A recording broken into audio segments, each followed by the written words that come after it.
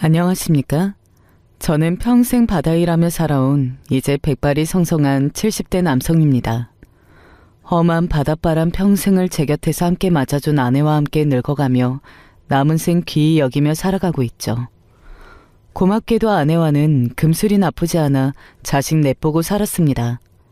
앞에 새 녀석들 출가시킬 때에는 참으로 감사하게도 어진 사돈네에 만나게 되어 각자 제짝과 어여쁜 새끼들 보며 다복하게 잘 살아가고 있습니다.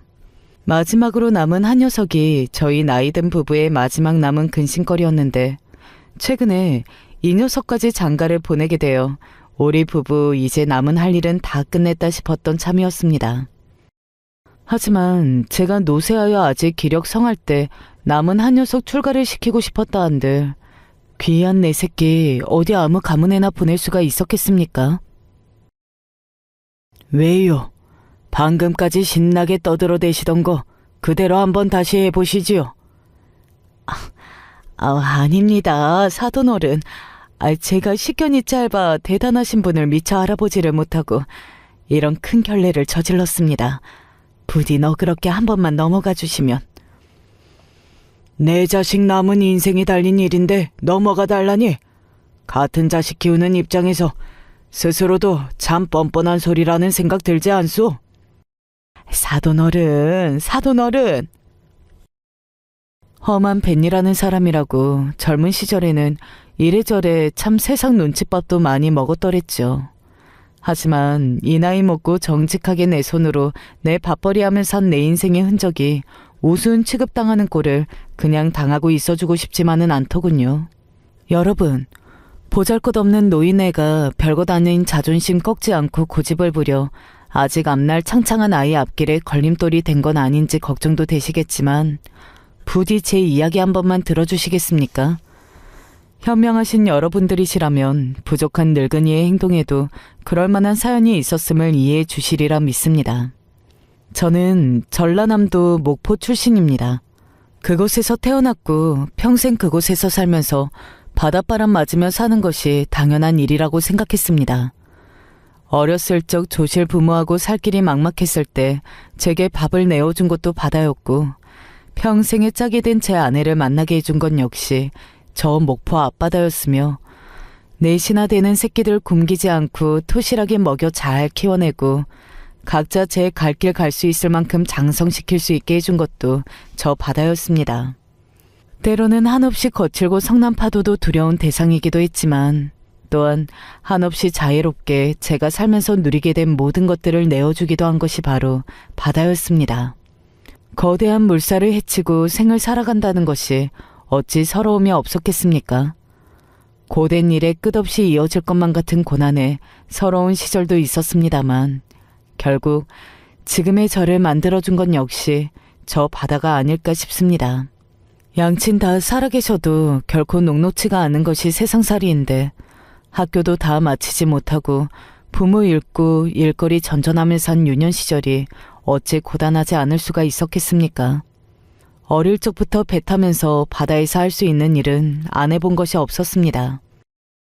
어릴 적에 고생을 많이 해서 그런지 성공에 대한 갈망도 큰 편이었습니다. 워낙 처음부터 가진 것이 없어 그랬는지는 몰라도 주변 사람들 적당히 벌고 나면 만족할 줄 아는 것이 제게는 영 이해가 가지라 않았습니다. 돈 때문에 서러운 일 많이 겪어서 그런지 절대로 내 새끼들 돈 앞에서 서러운 눈물 짓는 일 만들지 않게 해줄 생각이었습니다. 워낙 뱃일이 고되다 보니 사실 뱃사람들이 과음하는 경우가 많습니다. 다들 그렇게 사니까 그런가 보다 하고 넘어가는 거지. 아마 요새 도시사람 기준으로 생각하면 알코올 중독자도 적지 않을 겁니다. 그만큼 술로라도 인생의 고단함을 잊고 싶은 이가 많아서였기도 했겠죠. 하지만 저는 아무리 일이 고되어도 그 고생을 해서 번 돈, 술에 쓰는 게 그렇게 아까울 수가 없더라고요. 저라고 뭐 술 마실 줄 몰라서 그랬던 것은 아니었고 악착같이 돈 모으는 데 대한 열망이 더 커서 그게 술로 인생 시름 한번 잊어보고자 하는 욕망을 이겨서였기 때문이 아니었을까 싶습니다. 어린 시절부터 주변에 같이 뱃일 하시는 어른들 사이에 저놈 저거 독하다는 소문이 자자할 정도였습니다. 저 일하던 배 선장님이 항상 저더러 이렇게 말씀하셨어요. 원래 벤이라는 놈들이 술이나 마실 줄 알았지? 야망이 없어 성공하고는 거리가 먼 놈들인데. 네 놈 하는 꼴을 보니 그래도 네 놈은 좀 다르겠다. 뱃사람답게 말투가 투박하기는 하지만 제게 일말의 가능성을 발견하고 일러주셨던 그분이 바로 저의 장인어른이십니다. 손에 하나 쥔 것 없이 벤이라던 놈을 눈에 넣어도 아프지 않을 어여쁜 고명딸의 사익감으로 점지해 주셨으니 제게는 저희 장인어른이 은인이나 다름없지요. 언감생심 꿈도 못 꿀 선자님 따님을 내 평생 반려로 맞이하게 되다니 제가 초년의 부모 운이 다소 부족했던 것이 다 처복으로 터진 것은 아닌가 하는 생각을 지금도 가끔 합니다. 그렇게 장인어른께서 제게 물려주신 배를 미천 삼아 아무것도 아닌 놈 믿어주신 장인어른과 부족한 놈도 남편이라며 아껴주는 고마운 아내 생각하며 더 악착같이 일을 했습니다. 20대, 아직 지칠 줄 모르는 마음으로 성공에 대한 꿈을 키우는 젊은 시절이었기에 가능했던 일이었습니다. 그렇게 한 척이었던 배가 두 척으로 늘어나고 또 세 척으로 늘어나고 영세한 업으로 시작했던 것이 40대에 들어서면서는 목포 앞바다에 떠있는 수십 척의 배의 소유권을 따낼 정도로 형편이 크게 필 수 있었습니다. 비로소 내가 그 어릴 적 남들 눈칫밥 얻어먹으며 겨우 밥이나 굶지 않고 험한 일하며 근근히 살던 시절부터 꾸었던 꿈이 이루어진 기분이었습니다. 벌써 아이 셋이 자라나고 있었고 이 녀석들에게 어릴 적에 내가 겪었던 서름을 물려주지 않게 되었다는 생각에 답지 않게 감상에 젖어들기도 했습니다. 성공이 제 야망을 누그러들게 한 것인지 아니면 나이가 들어 그렇게 된 것인지 그건 정확하게 알지 못하겠지만 독하게 앞만 보고 달리던 시절에서 이제 어느 정도 마음의 여유를 가지고 살기 시작했습니다. 일한다고 바빠 다소 소홀했던 제 새끼들에게 서툴게나마 아비 노릇을 해보겠다며 애를 쓰기 시작한 것도 그 무렵인 것 같습니다. 바로 그쯤에 저희 부부의 막내 아들인 준성이가 태어났습니다. 저희 부부 둘 다 나이 40이 넘어 얻은 늦둥이인 막둥이 녀석이었죠. 저도 저지만 아이 낳은 아내가 노산 중에서도 손에 꼽힐 만한 노산이라 그 녀석 낳을 때 제가 여간 마음을 졸인 게 아니었습니다. 요새야 워낙 다들 결혼이 늦어지기도 하였고 40대 임산부도 심심치 않게 찾아볼 수 있지만 저 때만 하더라도 정말 극히 드문 일이었습니다. 노산의 난산 취급까지 받았으니 솔직히 그 녀석 생겼다고 했을 때는 덜컥 겁부터 났죠. 벌써 앞에 새끼를 셋이나 낳았는데도 그렇더군요. 가진 것 없이 그저 무대포인 놈한테 시집와서 가산 일으키겠다고 고생만 하다가 이제 겨우 살만한 시절 맞이한 아내였습니다. 처음에는 워낙 걱정스러운 마음이 커 아이 낳는 것을 주저하는 저를 보고 도리어 호통을 치는 아내였어요. 쓸데없는 생각 마세요. 어미가 돼서 나 잘못될까 두려워서 내 새끼 포기하겠소? 처음부터 예상하지 못했던 것은 아니지만 참 저 같은 놈한테는 아까울 정도로 강인하고 단단한 사람입니다. 사실 셋째 녀석 낳을 때 아내가 고생을 많이 해서 당연히 출산은 그것으로 끝이라고 생각했는데 저희 부부 입장에서는 기적처럼 찾아와준 아이였습니다. 임신 기간 내내 아내가 몸이 무거워 많이 고생을 하기는 했지만 그래도 다행히 출산만큼은 앞에 새아이만큼은 고생스럽지 않아 우리 막내 아들 준성이가 건강하게 태어나 주었습니다. 가장은 강건해야 한다는 젊은 놈의 요상한 고집에 사로잡혀 앞에 새아이 때에는 억지로 눈물을 참아내었지만 그 녀석 세상에 나올 때만큼은 그런 것들 모두 내려놓고 기쁨의 눈물로 세상에 첫걸음을 떼는 녀석을 환한 미소로 맞이하였습니다. 노산에 걱정이 많은 제 부모 뜻을 벌써부터 잘 헤아려 주어 제 모친 많이 고생시키지 않고 빨리 나와준 녀석이 참 고맙고 기특했습니다. 제 형누나보다 좋기 10살 이상이 차이가 나는 늦둥이 동생이었지만 위에 새 녀석도 준성이를 참 많이 아껴주었습니다. 어릴 적 외딴 섬에서 홀로 뚝 떨어져 사무치는 외로움 속에 성장했던 때가 엊그제 같은데 이제 내 식솔이 이렇게나 늘어나다니 무엇을 주어도 아깝지 않은 내 새끼들이 이 세상에 넷이나 태어나 저리 건강하게 숨쉬며 살아가고 있다니 감개무량한 일이었습니다. 자식들 넷이 그 누구 하나 우열을 가릴 수 없을 정도로 이 보잘것없는 노인네에게 귀하고 또 귀한 아이들이지만 그 중에서도 우리 준성이는 조금 남다를 수밖에 없었습니다. 바깥일 돌보느라 바빠 자식들 크는 구경도 제대로 하지 못하고 가장 예쁜 어린아이 시절 그만 흘려보내고 난 앞전의 새 아이와는 달리 준성이 때는 저도 육아에 제법 제 몫을 했다고 생각합니다. 그래도 새끼를 셋이나 낳아놨는데 갓난쟁이 기저귀 가는데도 서툴기 짝이 없는 나이든 초보 아빠로서 실수를 연발하면서 참 그동안 한 행동 생각하며 아내에게 얼굴 들 낯이 없기는 했지만 뒤늦게 겪게 되는 육아의 고단함도 참 달게 느껴졌습니다. 젊은 시절에는 그저 저것들 잘 먹이고 입히고 공부시켜야 한다는 생각에 조바심이 들어 좋은 시절 보내면서도 좋은 시절인 줄 모르고 흘려보냈는데 준성이 때만큼은 그런 일 없이 아이 자라는 순간순간을 제 망막에 영원히 잊히지 않을 기억으로 저장할 수 있었습니다. 첫 아이 얻은 이래로 내가 아버지라는 자각은 항상 가지고 있었지만 그걸 제대로 실감했던 것이 준성이를 키우면서가 아니었을까 하는 생각이 드네요. 아마 저만큼 나이 드신 남자분들이라면 공감을 많이 하실 겁니다. 제 나이 때야 아내와 맞벌이해서 돈 버는 일이 그렇게 흔한 일이 아니다 보니 가장이라는 무게에 짊어지며 바깥이라는 것은 당연히 내가 되어야 한다고 생각했던 것이 우리 세대의 남성들이었겠죠.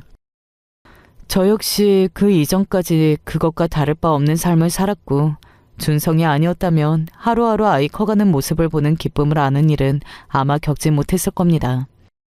이제 나이 먹어 앞으로 아이 장성시킬 생각을 하면 앞이 까마득하면서도 늦둥이를 가지고 싶어 하시는 게 이런 이유에서 그런 게 아닐까 싶기도 하네요.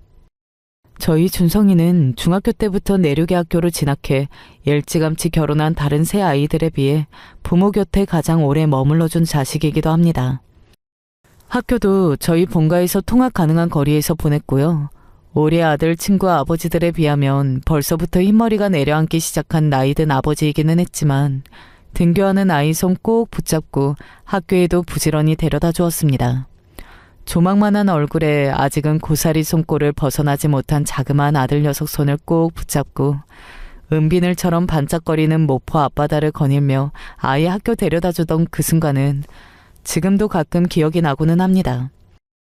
애를 넷이나 키우면서도 그런 거 해준 건 준성이 뿐이었다는 생각이 들면 위에 세 녀석들에게 지금도 미안한 마음이 들지만 제게는 평생 눈 감는 순간까지 따스하고 포근한 기억으로 남을 소중한 추억입니다.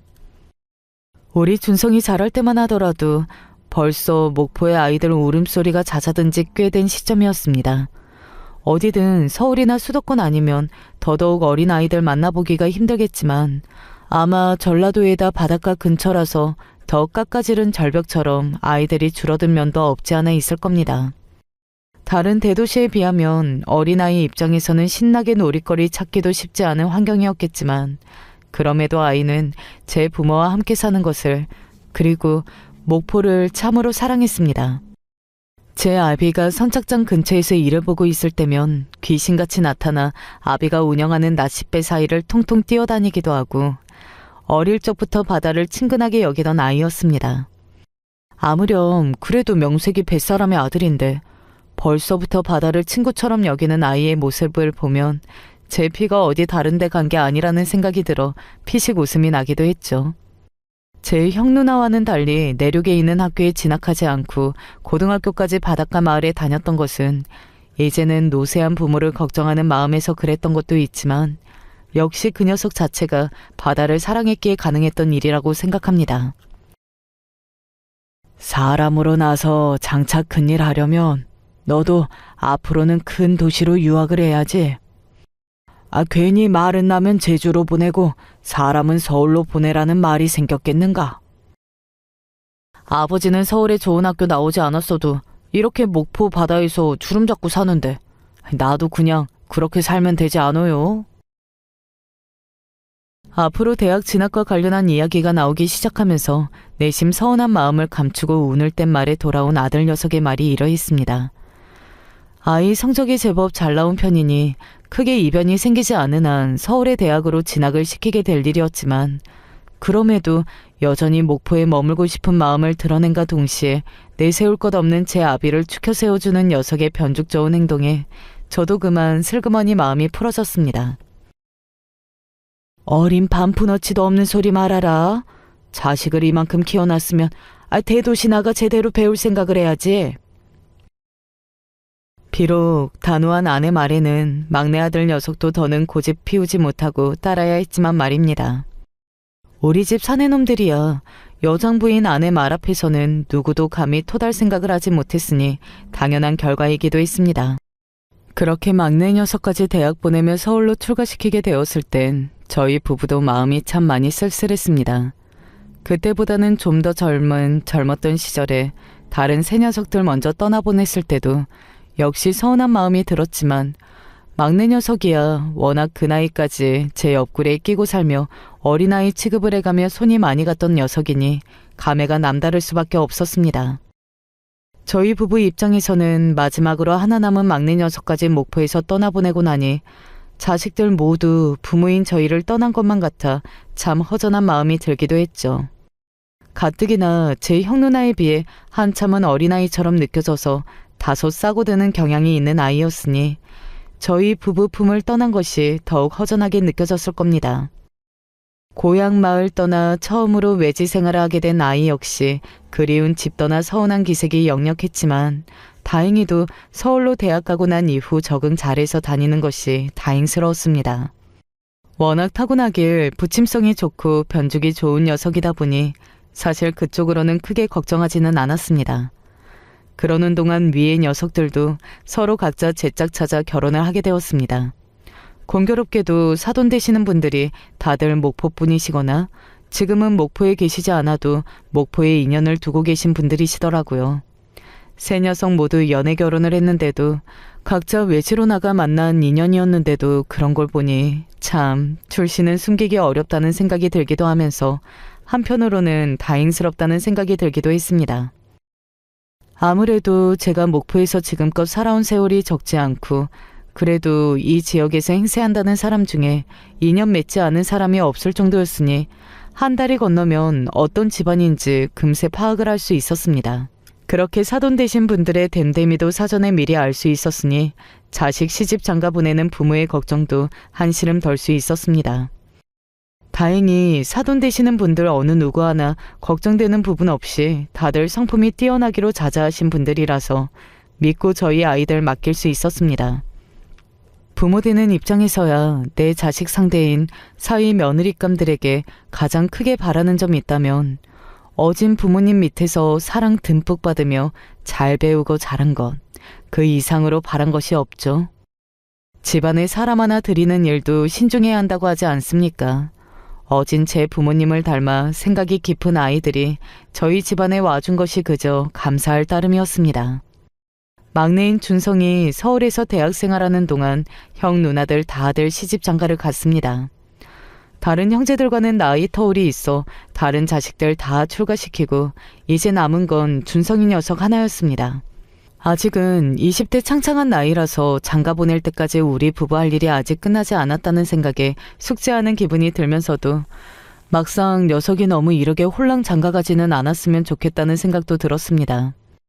이제 완연한 20대 장성한 청년의 외양을 하게 되기는 했지만 품에 끼고 키웠던 막둥이 아들 녀석이어서 그런지 부모인 저희 눈에는 여전히 개구진 어린아이 모습으로만 보이곤 하니 저 녀석까지 제 짝 찾아 부모를 떠나고 나면 꽤나 마음이 허전할 것 같다는 생각이 들더군요. 물론 그럼에도 불구하고 녀석이 좋은 짝 만나 인연을 맺기를 고대하는 마음이야 변치 않았지만 말입니다. 아무래도 저희 부부가 환갑을 넘기고 나니 더더욱 그런 생각이 많이 들더군요. 남들보다 훨씬 늦게 본 아이라서 그런지 다른 부모보다 저희의 이별할 시기가 가까우리라는 것은 쉽게 짐작할 수 있었습니다. 나이 든 부모 떠나고 나서 허전할 녀석을 생각하니 아들 녀석 외롭지 않게 얼른 빈자리를 채워줄 우리 막내 며느리감이 나타나줬으면 하는 생각도 들더라고요. 아들 녀석은 서울에서 대학을 졸업하고 일자리도 그곳에서 잡았습니다. 아이가 처음 대학을 서울로 진학하게 되었을 때부터 당연하게 그렇게 되리라고 저희 부부는 생각하게 되었어요. 요새같이 취업하기 힘든 세상에 학교 졸업하고 곧장 좋은 회사에 취직해 일하게 된 것만 해도 다행스럽다고 생각했습니다. 우리 자식들 중 가장 멀리까지 떠나서 스스로 자기 앞날 개척해 잘 정착해서 살고 있는 아들 녀석이 대견하게 느껴졌습니다. 다른 아이들 역시 부모 곁을 떠나기는 했지만 그래도 막내인 준성이에 비하면 저희 부부와 그 정도로 멀리 떨어져서 살고 있는 아이는 없었거든요. 한 녀석은 광주에, 또 한 녀석은 전주에, 딸아이는 부부와 가장 가까운 곳에 목포 시내에서 가정을 꾸리고 살고 있었습니다. 거리의 차이는 있기는 하지만 세 녀석 모두 전라도를 삶의 터전으로 삼고 지내고 있는 것에 비하면 서울에서 직장 생활하고 있는 막내인 준성이가 가장 먼 곳에 나가 살고 있는 셈이었습니다. 요새야 KTX니 워낙 예전보다 교통편이 좋아졌다고 하여 서울 오가는 것이 한결 수월해졌다고는 하나 그럼에도 서울과 목포 간의 거리가 왕래하기에 그리 쉬운 거리는 아니죠. 물론 저 젊은 시절에 굽이굽이 서울에서 목포까지 내려와 있던 것을 생각하면 세상 참 좋아졌습니다만 워낙 목포라는 동네가 서울과 거리가 많이 차이가 나는 동네이기도 하고요. 당연히 그리운 아들 녀석 얼굴 한번 보는 일이 쉽지 않아졌습니다. 그래도 대학 다닐 때는 방학을 활용해 목포 본가에 내려오곤 하는 아들 녀석이었지만 취업하고 나니 그렇게 길게 시간 내기가 쉽지 않죠. 자기 밥벌이 하는 일이 가장 중하니 당연한 일이라고 생각하면서도 녀석 얼굴 보기가 쉽지 않은 것이 아쉽게만 느껴졌습니다.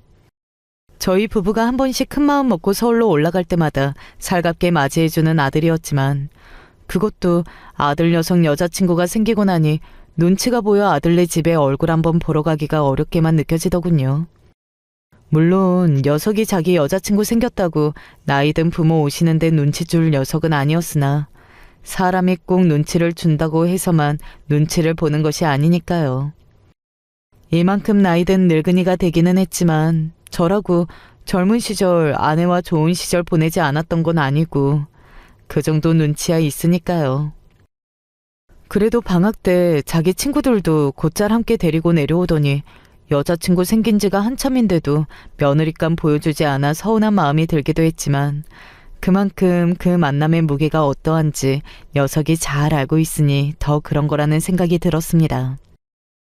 이제 녀석도 나이가 30 가까이 되고 있었고 나이가 차는 만큼 부모에게 교제하는 일을 소개시켜주는 일의 의미를 모르지 않았을 테니까요. 그러지 않은 것 같으면서 진중한 부분이 있는 녀석이니 아이들 사이에 구체적으로 결혼에 대한 이야기가 나와야 장차 막내 며느리 될 아이를 소개받을 수 있을 거라는 생각은 했습니다. 아들 30쯤 되었을 때 처음으로 며느리 될 아이 데리고 목포로 내려온 준성이었어요. 일생을 서울에서만 태어나고 자랐다는 예비 며느리는 얌전하고 말수가 적은 것이 다소 낯을 가리는 듯 했습니다. 아무렴 처음 보는 예비 시부모 만나는 자리가 편치만은 않았겠죠. 저희 아들보다 3살이 어리다는 예비 며느리는 들은 나이보다도 더 어려 보였습니다. 저희 눈에야 막내 아들인 준성이도 아직 한참은 더 키워야 할 어린아이로 보이는데 예비 며느리는 오죽했겠습니까? 그야말로 부모 품에서 곱게 자란 티가 여실히 드러나는 아이였습니다. 손님으로 온 아이니 손도 까딱하지 못하게 만류를 하는데도 자기 딴에는 신경이 쓰였는지 아내가 깎고 있는 사과 억지로 빼앗아 들고 과일 깎는 신용을 하는데 제 손으로 과일 한번 깎아보지 못한 티가 대번에 났습니다. 칼질이 서툴러서 삐뚤빼뚤 엉망이 되어버린 사과를 보고 자기가 더 당황하는 모습이 애처롭기도 하고 참딱하기도 하고 평생 할 줄 모르는 것까지 저리 나서서 할 정도로 저희 부부에게 잘 보이고 싶어 하는 게 눈에 선이 보여서 서툰 모습도 그저 어여쁘게만 보였습니다. 괜찮아. 우리야 나이 든 사람이라 그렇지. 요새 젊은 사람들이 이런 일 해볼 일이 또 어딨겠어? 아내가 부드럽게 달래주는 말에도 얼굴이 새빨개져 있는 모습이 조금 걱정되기는 했지만 저나 아내나 그런 걸로 남의 집 귀한 딸 트집 잡을 성품은 아니었고요. 그저 제대로 칼 다룰 줄 몰라 과도를 쥐고 바들바들 떨고 있는 모습을 보고 손이나 다치지 않을까 그게 걱정될 따름이었습니다. 한번 예비 며느리와 안면을 트고 나니 그래도 예전보다는 조금 덜 부담스러운 기분으로 아들네 서울집에 올라갈 수도 있게 되었습니다. 예전에야 아직 아들 녀석이 예비 며느리감 소개시켜줄 마음도 없는데 저희 부부가 올라갔다가 그쪽 아가씨나 저희나 당황스러운 일이 생기지 않을까 싶어서 더욱 조심스러웠는데 이제는 서로 얼굴을 알고 있으니 아들 보러 갔다가 한 번쯤 마주친다 하더라도 그렇게까지 어색하고 서먹하게 느껴질 것 같지는 않더라고요. 어차피 아들 녀석이 목포까지 그 아이 데리고 왔을 때에는 녀석도 이미 결심한 바가 있을 것이고 우리 식구가 될 아이라면 한 번이라도 얼굴 더 익혀서 빨리 어색함을 지우는 것도 괜찮을 거라는 생각이 들었습니다. 그렇게 저희 부부 한 번씩 서울 올라갈 때마다 그리고 그 아이들 한 번씩 목포 내려올 때마다 얼굴을 보게 되니 그래도 처음보다는 예비 며느리와 서먹함이 다소 가시게 되었습니다. 준성이 위에 세 아이들이야 모두 목포와 어느 정도 인연을 맺고 있는 집안 출신의 아이들과 연을 맺게 되었으니 사돈 되실 분들 만나 뵙기 전에 미리 그분들 평판이나 어떻게 사시는지 정도는 알아둘 수 있었는데 그 아가씨야 완전히 서울 아가씨가 아니겠습니까? 저희 부부가 목포에서는 나름대로 발이 넓은 사람이라 하더라도 평생을 이곳에서 살아온 사람들인데 서울에 적을 두고 계신 분들과 따로 인연이 있어 보이지도 않았고요. 그러니 더더욱 막내 며느리가 될 집안 어른들인 예비 사돈의 정체가 궁금하게 느껴졌습니다. 어머님 아버님께서 많이 젊으시네. 네, 두 분 20대 때 저를 낳으셔서요. 예비 며느리는 예비 사돈의 단 하나뿐인 외동딸이었습니다. 그야말로 금지오겹으로 자랐을 것이 뻔했어요. 살고 있는 지역 이야기를 들으니까 강남이던데 평생을 목포에서만 살아 서울 돌아가는 사정에 대해 잘 아는 것이 없다 하더라도 한 번쯤 뉴스에서 들어봤을 법한 강남 8학군 출신이라고 하더군요. 저희 부부도 자식들 남부럽지 않게 가르치기 위해 나름대로 많이 알아보고 애도 많이 썼지만 그렇다 해서 대한민국에서 가장 교육열이 높다는 그것만 했겠습니까? 들어보니 예비 며느리도 준성이 녀석이랑 같은 학교 나왔더라고요. 대한민국에서 손에 꼽힐 정도로 명문 대학이라 대접받는 곳이니 예비 사돈의 교육열도 무척 높으셨을 거라는 생각이 들더군요. 저희 부부는 이제 70을 넘어가고 있는데 예비 사돈 되실 분들은 아직 나이가 50대 중반밖에 되지 않으셨다는 얘기를 들으니 그것도 신경이 많이 쓰이더라고요. 저희 입장에서야 준성이가 늦둥이고 저쪽 집안에서는 일찍 예비 며느리를 낳으셨다고 하니 그럴 법한 나이 차이기는 했지만 아무래도 나이가 있는 사람 입장이다 보니 그런 것도 신경이 쓰이더라고요. 저희 부부 두 사람 자식들에게 의탁하지 않아도 될 만큼 충분히 갖추고 살고 있음에도 불구하고 괜히 상대 집안에서 나이 많은 예비 사돈을 짐스럽게 여기지 않을까 위축되기도 하고 아무래도 한창 때인 50대 중반이야 아직 활발하게 경제활동에 임하고 계실 테니 70대인 저희 나이가 더욱 부담스럽게 받아들여질지도 모르겠다는 생각도 들더군요. 시골에서야 70대라고 해봤자 노인 축에 끼워주지도 않고 저 역시 여전히 현역으로 일하면서 꾸준히 수입을 벌어들이고 있지만 대도시에서 직장 생활하고 있는 사람들 기준으로 생각하면 70대에 일하는 사람이 뭐 얼마나 되겠습니까? 일을 한다고 하더라도 사무직으로 일하다 은퇴 후에 노후 자금을 위해 일하시는 분들이 대부분이겠죠. 생활 환경이 다르다 보니 이런 부분에서도 차이가 있다는 생각이 들었습니다. 너 사돈 되실 분들께는 미리 인사를 드렸냐? 드렸죠. 그럼. 혜연이 여기까지 인사도 시켰는데 제가 그 집에 인사 안 드리는 건 도리가 아니죠. 그래, 잘했다. 어떻게 사돈 되실 분들은 좀 어때 보이더냐?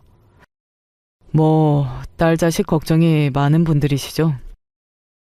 이상하게 사돈 되실 분들에 대한 언급을 아끼는 것 같아 그것이 신경 쓰이기는 했지만 녀석도 이제 다 커서 곧 자기 가정을 이룰 판인데 마냥 내 품의 자식으로 생각하고 어리게 보는 것도 자식에 대한 예의가 아니라는 생각이 들더군요.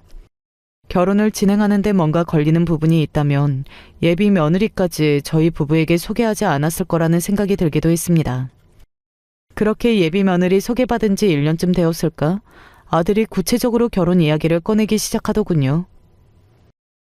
가급적이면 해 넘기지 않고 식 올렸으면 하는데 아버지 어머니 생각은 어떠세요? 우리야 너희들 좋으면 그저 다 좋지.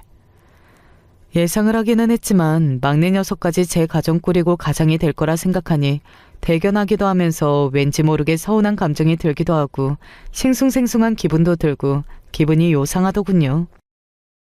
아직 연초니까 올해라고 하면 시간이 많이 남은 것 같지만 네 형 누나들 결혼시킬 때 보니까 식장 잡는 데만도 시간이 꽤 들던 걸 보니 시간 여유가 그렇게 넉넉하지 않을 것 같은데.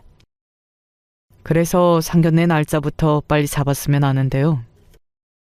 상견례를 하고 나면 아무래도 결혼이 급물살을 타게 되죠. 집안에 자식이 넷이다 보니 벌써 앞전에 셋이나 큰일을 치르기도 하였고 다소 미흡한 부분이 있을지는 모르겠으나 여러 번 겪어보았던 일이었기에 그래도 개운의 하나뿐인 자식 시집 보내는 예비 사돈댁보다야 저희가 이 일에 좀 더 익숙하겠지 하는 생각이 들었습니다. 물론 서울에서야 결혼 문화가 어떨지는 모르더라도 최대한 예비 사돈 쪽에서 부담 가는 일이 없도록 저희 쪽에서 신경을 많이 써야겠다는 생각이 들었습니다. 저희도 이제 마지막으로 자식 결혼시키는 입장이다 보니 다소 부담스러운 부분이 있더라도 어지간한 건 다 예비 사돈 쪽에 맞추자며 상견례도 전에 아내와 함께 그렇게 이야기를 끝마쳐 놓았습니다. 상견례는 서울에서 하게 되었습니다. 아무래도 두 아이 모두 직장이 서울이다 보니 식도 서울에서 올리게 될 것이고 그렇다면 그쪽에서 할 일이 많아질 테니까요. 저희 쪽 친척들이 목포에서 그 먼 서울까지 가실 일이 조금 걱정이기는 했지만 그건 저희가 알아서 할 문제이지 예비 사돈 쪽에서 걱정하실 문제는 아니었고요. 애초에 최대한 예비 사돈 쪽 편의를 맞춰 결혼을 진행하기로 마음먹고 있는 상황이었으니 상견례 자리에서 서로에게 좋은 인상 남겨 결혼 준비도 서로 도와가며 하자는 생각으로 상견례 자리에서 서로에게 좋은 인상 남겨 결혼 준비도 서로 도와가며 하자는 생각으로 상견례장에 나갔습니다. 예비 사돈 되실 분들은 아직 나이도 젊고 평생 대도시에서 직장 생활하셨던 분들이다 보니 두 분 모두 세련된 차림이시더군요. 상견례가 이루어진 장소는 서울 강남 한복판에 있던 호텔이었는데 휘황찬란하기가 이루 말할 데가 없었습니다. 저희 부부가 해외여행 갔을 때나 그렇게 고급스러운 호텔에 머물러 보았지 국내에서는 평생 그런 곳 갈 일이 없었으니 저도 모르게 주변을 휘 둘러보게 되더군요. 아무래도 목포는 도시 규모가 크지 않다 보니 그렇게까지 대형 호텔이 있는 곳은 아니었거든요. 아니나 다를까 상견례의 시작을 상견례의 장소인 호텔로 포문을 열게 되었습니다. 멀리 목포에서 이른 시간부터 올라오시고 고생이 많으셨겠습니다, 사돈. 예비 며느리 아버지가 점잖게 말씀하셨습니다. 고생은요, 저희 아들 보러 저희 부부도 한 번씩 서울 올라오고는 합니다. 덕분에 이렇게 좋은 호텔 구경도 하게 되었으니 저희로서는 그저 감사할 따름이죠. 호텔 도착해서 느끼게 된 감상과 함께 분위기를 풀어보기 위해 건넨 인사치레나 다름없었습니다.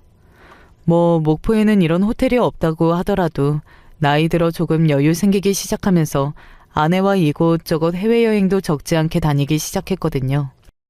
그러면서 젊은 날에는 엄두도 내지 못했던 고급 호텔에도 묵어보고 1박에 돈 100만 원이 우스울 정도인 초호화 리조트나 풀빌라에도 묵어보고 처음에야 고작 하루 머무는데 이 큰돈이 깨진다는 생각에 저나 아내나 입을 쩍 벌리게 되었지만 그것도 몇 번 겪고 익숙해지다 보니 또 나름대로 그만한 돈값을 한다는 생각이 들더라고요. 무엇보다 저나 아내나 그동안 살면서 고생 적지 않게 했는데 이제 여유 좀 누리고 사는 입장에서 이 정도 호사 부리는 게 꼭 과한 일만은 아니라는 생각이 들자 나름대로 즐길 줄도 알게 되었고요. 한마디로 상견례 장소인 강남 호텔이 다소 화려하기는 했지만 그렇다고 해서 저희 부부 입장에서 주눅들 이유는 없었다는 뜻입니다. 그런데 제가 인사치레로 하는 말을 듣고 옆에 앉아있던 예비 사돈, 그러니까 예비 며느리의 어머니가 피식 코웃음을 치는 모습이 보였습니다. 순간 제가 잘못 보았나 싶었을 정도였어요. 하지만 뒤이어 이어진 말을 듣고 내가 잘못 본 것이 아니라는 생각에 확신이 들었습니다. 촌에서 올라오신 분들 입장에서야 그럴 수도 있겠죠. 순식간에 분위기가 싸해졌습니다. 제 부모 옆에 앉은 예비 며느리도 좌불안석으로 눈치를 보고 예비 사돈 어른도 흠흠 헛기침을 하더군요. 그럼에도 아랑곳 없이 고개를 빳빳이 들고 있는 예비 사부인 모습을 보니 평소에도 남편이나 딸 자식 눈치를 보고 살지 않고 자기 가슴에 맺히는 것 없이 하고 싶은 말 다 하고 살았을 거라는 확신이 들었습니다. 순간 표정이 굳기는 했지만 한번 말 실수한 것 가지고 굳이 물고 늘어질 생각은 없었기 때문에 한 번은 그냥 넘겼습니다. 그러는 동안 식사가 나오고 늘 그렇듯 옆에 아내 음식부터 챙기기 시작했습니다. 이 사람이 은근히 가리는 게 많아서 가뜩이나 먹는 양이 많은 사람이 아니라서 낯선 곳에 가면 항상 신경이 쓰이더라고요. 그렇게 작은 목소리로 서로 대화 주고받으며 서로를 챙기고 있는 저희를 보더니 또 예비 사부인이 비식 비웃는 소리가 들리더군요. 아무래도 고급 호텔식이다 보니 드시는데 어려움이 좀 있으시죠? 한 번 넘겨주었는데도 자꾸만 첫 만남의 선을 넘으려 드는 태도에 저도 이번에는 보란듯이 얼굴 표정을 굳혔습니다. 저희가 배려를 했어야 하는 건데, 그런데 귀한 자리인데 시골 밥상 나오는 백반집에서 상견례를 잡을 수도 없는 노릇이고. 장모님.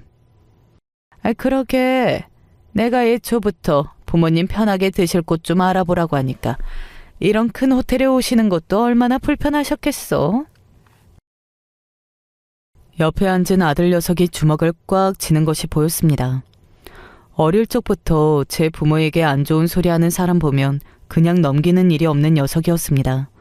아무리 장모될 사람이라 한들 먼저 선 넘은 이상 그걸 넘어갈 아이가 아니었죠. 그런 아들 녀석 주먹을 가만히 쥐었습니다.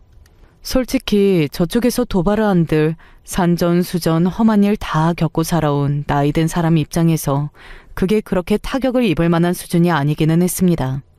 그래도 저 사람이 어디까지 가나 보자 그런 생각은 들더군요. 제가 아들 저지하는 걸 보고 저 자세로 나가기로 했나 보다 라고 생각을 하기는 한 모양인지 더욱 기고만장해진 상대방이었습니다. 사실 제가 걱정이 많았어요. 가뜩이나 사돈 입장에서 긴장이 많이 되실 자리이실 텐데 이런 곳으로 모셨으니 낯선 곳에서 얼마나 주눅이 드셨겠어요. 그러고 보니 목포에 호텔은 있나? 평소에 구경할 일도 없었을 호텔 음식 드시다 체하시는 거 아닌가 몰라. 참 듣고 있잖니 참담한 수준이었습니다. 저게 제 낯에 제 자식 낯에 침 뱉는 일이라는 것도 모르고 그저 시골 촌부로 보이는 예비사돈 집문개는 일에 여념이 없는 그 여자 하는 행동을 보니 양가 집안이 서로 격이 맞지 않는다는 생각이 들었습니다. 옆에서 싸늘하게 그 여자 하는 말 듣고 있는 아내 표정이라고 별반 다르지 않았습니다. 저보다 더 냉정한 구석이 있으면 있었지 결코 호락호락하지 않은 아내였어요. 저희 두 사람 뜻이 다르지 않는다는 것을 확인하니 비로소 입장 정리를 할 수 있게 되었습니다. 어허, 이 사람이 그래도 처음 만나는 자리인데 사돈 민망하시게.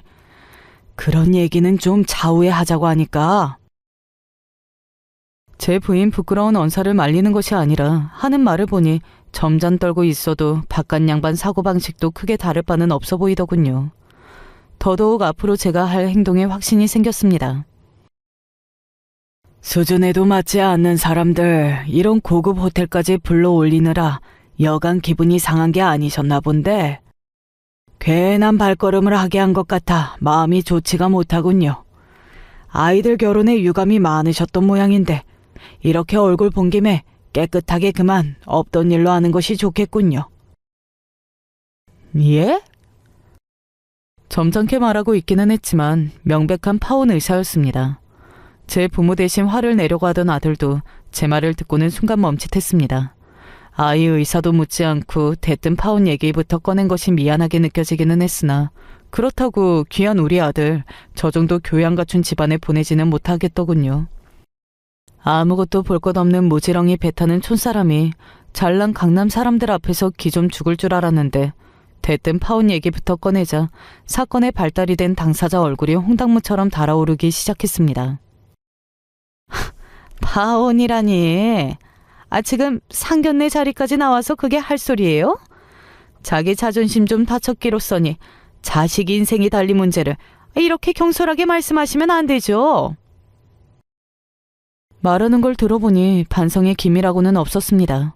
그저 자기 보기에 자기보다 한참이나 모자라 보이는 사람들한테 일방적으로 파혼을 당한 그것만 분통이 터져 보였죠. 단호하게 제 입에서 나온 파혼 이야기에 제 딸이 당황스러워 벌써 눈물이 그렁그렁한 것은 눈에 보이지도 않은 것 같았습니다. 그 여자야말로 제 딸의 기분보다는 자기 자존심이 더 중요해 고래고래 악을 쓰고 있었습니다. 남의 자식이지만 아이가 참 딱해 보인다는 생각이 들더군요. 어차피 지금 이 자리 파하고 나면 더는 서로 얼굴 볼 일이 없는 사람들이니 이렇게까지 할 필요도 없지만 그래도 며느리 될 아이인 줄 알고 혜연이 얼굴 본 것이 한 해 가까이 되니 저 아이 위해서라도 내가 몇 마디는 하고 가야겠습니다. 방금까지의 다소 부드러운 태도와는 달리 냉정하기 짝이 없는 말투로 차갑게 말하는 저를 보고 그쪽에서도 당황했는지 순간 흠칫하더군요.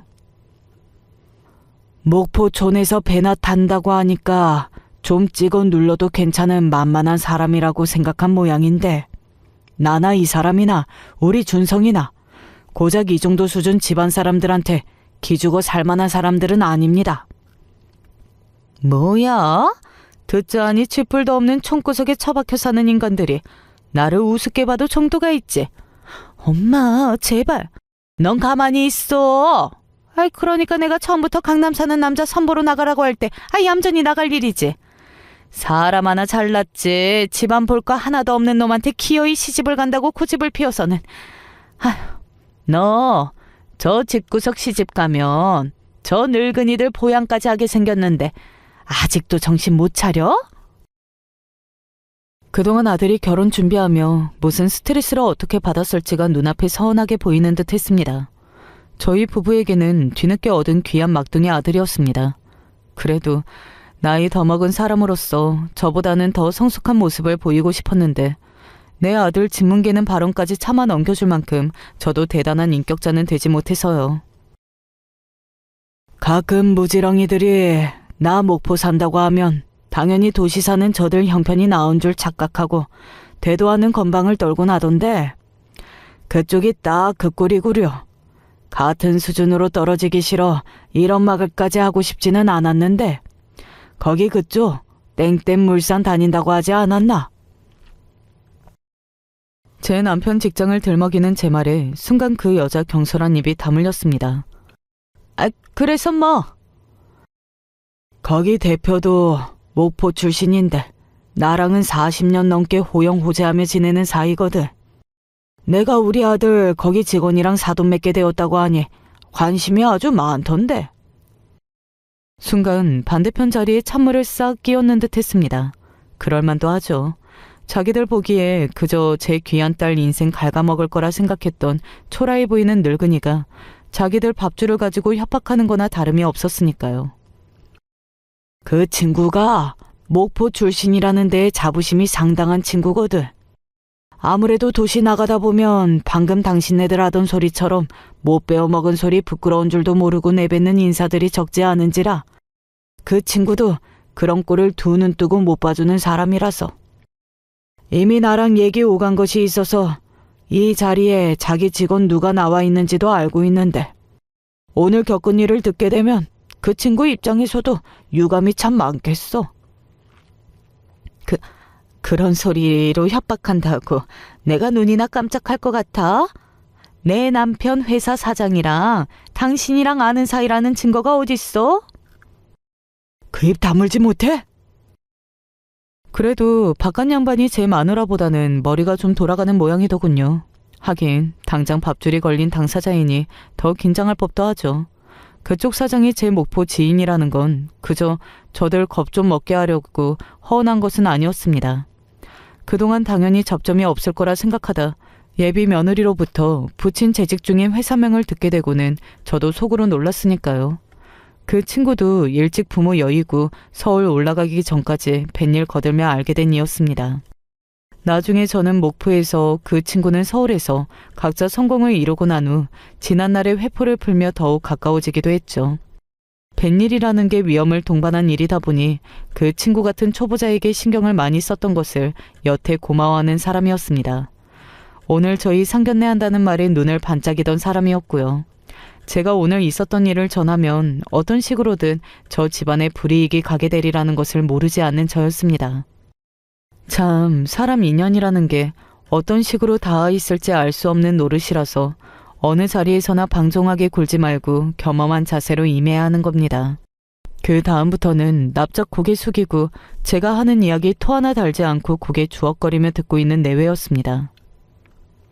그간 우리 부부를 어떻게 여기고 있을 줄은 몰랐어도 사실 집안 수준만 고려하자면 성혼 자체가 되지 않았을 일인데, 우리가 키웠다고 내 자식 내 소유물로 여기지 않고 아이 뜻 따라주며 살아야 한다고 생각하니 미처 준비하지 못한 이런 일도 다 생기는군요.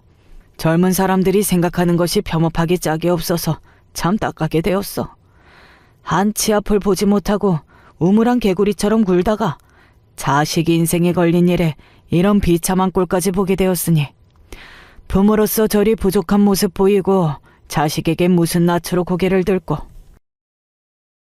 그렇게 장장 1시간여를 장황한 설교를 늘어놓기 시작한 저였습니다. 사실 그게 평소 제 성정과 어울리는 일이 아니기는 했습니다. 제 자식들에게도 크게 잘못한 일 없는 이상 그 정도로 뭐라 그러는 성미가 아니었거든요. 혼낼 일이 있으면 아내가 아주 눈물이 쏙 빠지도록 따끔하게 혼을 내어주었지, 저는 주로 감싸주는 쪽이었고요. 그러니 지금의 이 설교는 그저 내 앞에서 감히 내 식구들 우습게 여기며 만용을 부린 저 생각 없는 이들을 망신주기 위한 것에 불과했습니다. 아내라고 그런 제 성미를 모르는 것이 아니니 제 설교가 길어질수록 바짝 긴장해 제 앞에서 납작 무릎을 꿇은 내외를 바라보며 저도 모르게 입꼬리가 올라가기 시작했습니다. 자식 파혼시키는 자리이니 가벼운 모습 보일 수는 없어 참고 있기는 했겠지만 제 남편 짐짓 근엄한 말투로 한때 사돈이 되리라 여겼던 이들 무릎까지 꿇리고 설교를 늘어놓는 꼴이 코미디처럼 보였을 겁니다.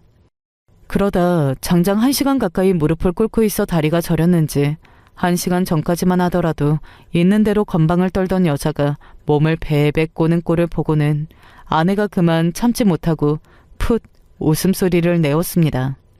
수치심에 얼굴이 벌개지면서도 제 남편이 직장에서 불이익이라도 당할까 싶어 아까와는 다르게 말 한마디 떼지 못하는 모습이 참 기가 차기도 하고 한심하기가 이루 말할 수가 없더군요.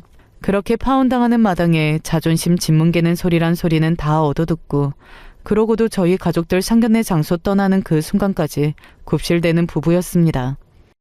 그런 부모 꼴을 고스란히 다 쳐다보고 있던 예비 며느리 눈에 부모에 대한 실망감과 수치심이 엿보였습니다. 그 아이에게는 안타까운 일이었습니다. 하지만 그렇다고 해서 내 자식을 저런 장인 장모 자리에 밀어넣을 수야 없는 노릇이죠. 저야 저희 준성의 부모이니 그 아이 인생을 우선으로 생각할 수밖에 없지 않겠습니까? 그렇게 그날의 상견례로 우리 막내 아들 결혼은 완전히 파투가 났습니다. 그렇지 않아도 한 번만 더 말 그런 식으로 하시면 나도 더는 안 참는다고 단단히 못을 박아놨는데 설마 하니 상견례 자리 기어 나와서까지 저런 식으로 굴 줄은 몰랐어요. 저도 아쉬울 건 뭐 있다고 그런 취급 받으면서 결혼하고 싶지도 않고요. 그래도 부모가 너무 못 볼 꼴 보인 건 아닌가 싶어 아이 눈치가 보였는데 도리어 그 자리에서 참지 않고 고소하게 잘 해결해 주었다며 잘했다고 말해주는 아들 녀석이었어요. 그렇게 말한다 한들 저 녀석 속도 편치만은 않겠지만 그래도 답도 없는 집구석에 미련 떨지 않고 털어내 주어서 부모로서 고마웠습니다. 문제의 회사 사장 지인에게는 그저 지나가는 말로 그날의 일을 슬쩍 흘리기는 했습니다. 그렇다고 정말로 예비 며느리 아버지 잘리게 만들어 예비 며느리까지 곤란하게 만들 생각은 아니었고, 그렇다고 해서 아무 일도 없이 잘 지나가게 만드는 건 또 영 내키지가 않더군요. 그저 회사 생활이 고달파서 방자하게 주둥이 놀린 제 마누라 못살게 구는 정도라면 그 정도 마음고생하는 거 정도야 감당해도 괜찮지 않을까 싶었습니다. 무슨 말인지 알아들었다니까. 목포 사람 밑에서 돈 벌면서 감히 목포 사람 알기를 우습게 알아? 목포 의리가 뭔지 내가 이번 기회에 아주 제대로 보여줄 테니까 살살 갈구면서 말이지. 그래도 사업한 경력이 짧지 않아 정도라 아는 친구이니 적절한 선 넘기지 않고 잘 대해줄 겁니다.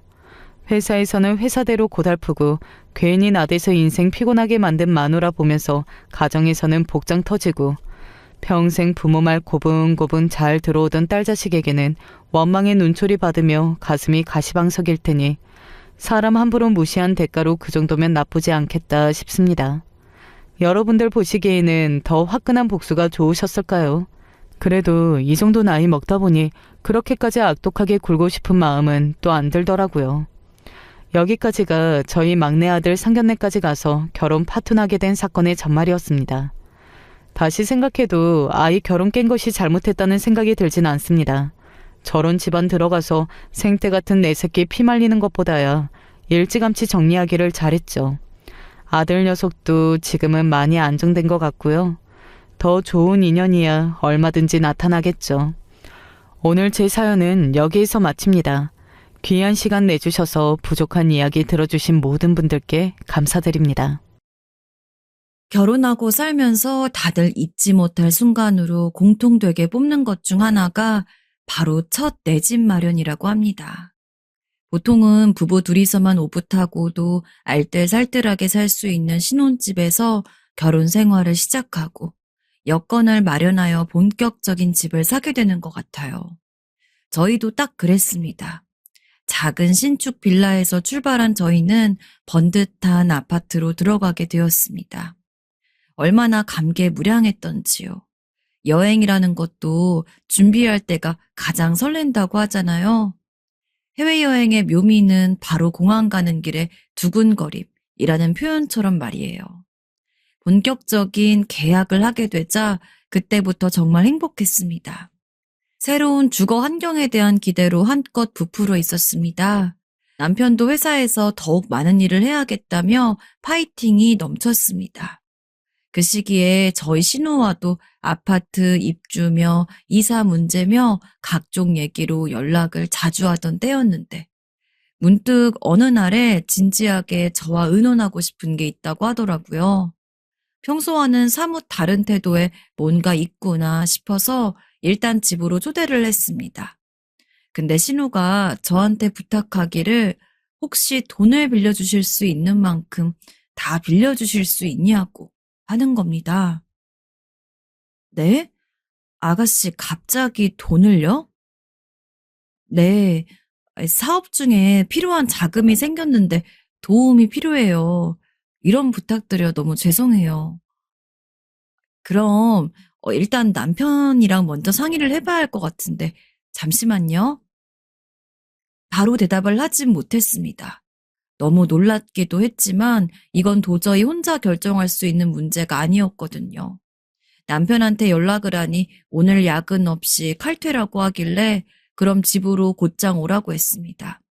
그리고 신우와 저녁까지 같이 먹으면서 셋이 얘기를 나눴습니다. 신우는 딱 한 달이면 된다고 했습니다.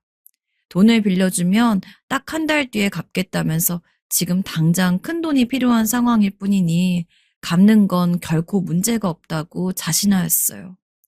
모든 금전적인 부분을 아파트 입주에 초점을 맞추고 생활비의 동전 단위까지 계산해가며 지냈던 저희 부부였습니다. 그랬던 저희에게 갑자기 큰 돈이 있을 리가요. 다만 한 가지라면 그 아파트 계약의 잔금이었습니다. 그 커다란 액수는 잔금을 치르기 위해 저희가 고이고이 마련한 돈이었어요. 사정은 알았어. 대신 액수가 큰 만큼 일단은 우리도 생각을 해볼게. 그렇게 남편은 생각해보겠노라고 말을 한 뒤 신우를 일단 돌려보냈습니다. 남편과 긴 상의가 이어졌지요. 어떻게 해야 하지? 우리가 줄 수 있는 건 아파트 계약 잔금밖에 없는데. 그리고 결론을 먼저 꺼내드리자면 저희는 신우를 믿고 그 돈을 빌려주기로 했습니다. 잔금일까진 기일이 더 남았으니 신우 말대로라면 문제없을 것이었습니다. 무작정 가족이랍시고 돈을 내어준 건 아니었습니다. 저희 신우가 어떤 사람이었냐면 시댁 집안의 자랑이었습니다. 시부모님께서는 남편을 늦게 보셨어요. 그 당시 30대 중반의 첫 출산이면 상당히 늦은 거라 볼 수 있었으니까요. 동생인 신우는 시어머님께서 딱 40년세에 얻으신 늦둥이 딸입니다. 집안의 예쁨을 받으며 자랐고 학교에서도 늘 상장을 타오는 모범생이었다고 합니다. 연로하신 시부모님을 대신해 남편이 제대 후부터는 동생을 전적으로 책임졌는데 워낙 알아서 잘했다네요. 내 동생이지만 정말 똑부러져. 내가 뭐 돌봐줄 것도 없고 알아서 잘하니까 안심이 되네. 맞아. 아가씨는 그럴 것 같더라. 어머님이 그러시는데 서울 4년제 대학에서 종종 장학금도 타왔다며? 응, 맞아. 나랑은 성격도 달라서. 거기다가 남편이 약간 내향적이라면 신우는 아주 괄괄한 성격입니다. 기면 기고 아니면 아닌 스타일이에요. 남편이랑 연애 시기에 신우를 처음 봤을 때부터 털털하고 똑부러지는 성격에 저도 홀딱 반했으니까요. 결혼 준비는 솔직히 저희 둘 다 제대로 안 되어 있었지만 시아버님께서 그때 병환으로 상태가 많이 안 좋으셔서 얼른 식을 올렸었습니다. 결혼하고 2달도 안 지나서 시아버님이 돌아가셨기 때문에 일찍 결혼을 서두른 것에 후회는 없습니다. 오히려 천만다행이었죠. 그리고 시어머님은 지병으로 계속 고생을 하셔서 당신의 뜻에 따라 좋은 요양원에 가신 지 얼마 되지 않은 일이었습니다. 그래서 더욱 저희끼리 아웅다웅 잘 지내고 있었습니다. 위로 언니만 둘이 있는 저에겐 신우는 친동생처럼 느껴졌습니다. 신우는 훗날 조카가 생기면 자기 새끼처럼 다 퍼줄 거라고, 그러니까 자기가 꼭 성공해서 돈 많이 벌어둘 거란 얘기를 입버릇처럼 하곤 했어요. 말만이라도 얼마나 기특했던지요. 저와 나이도 겨우 2살 차이라서 대화도 잘 통했고요. 그런 신우였기에 쉽사리 손 벌릴 사람이 절대 아니란 걸 저희가 너무나도 잘 알았고 정말로 긴급한 사정이란 판단이 섰습니다. 그래서 저희 부부에겐 목숨과도 같은 돈인데도 내어줬던 겁니다. 처음에는 연락이 잘 됐습니다. 그런데 전화를 받지 않고 몇 시간 후에나 카톡으로 답장하는 횟수가 점점 늘었어요. 마침내 1달째가 됐을 땐 아예 감감무소식이었습니다. 눈앞이 아찔해서 남편과 함께 주말에 신우의 자취방으로 찾아가 봤지만 문은 굳게 잠겨 있었습니다. 주변의 부동산들을 돌며 간신히 집주인의 연락처를 알아낼 수 있었어요. 301호? 거긴 엊그제 나갔는데? 아니 글쎄 갑자기 방을 빼겠다고 보증금을 달라지 뭐야? 참나. 갑자기. 그래서 얼마나 당황스러웠는지. 네? 뭐라고요? 나갔다고요? 집주인의 말을 듣고는 정말 다리에 스르르 힘이 풀려서 남편이 부축을 해줘야 했습니다. 상황은 예상보다 좋지 못했습니다. 1달치 월세를 차감해서라도 신우가 보증금을 받고선 나갔다는 전말이었습니다. 남편 또한 완전히 할 말을 잃고 넋이 나가 있었어요.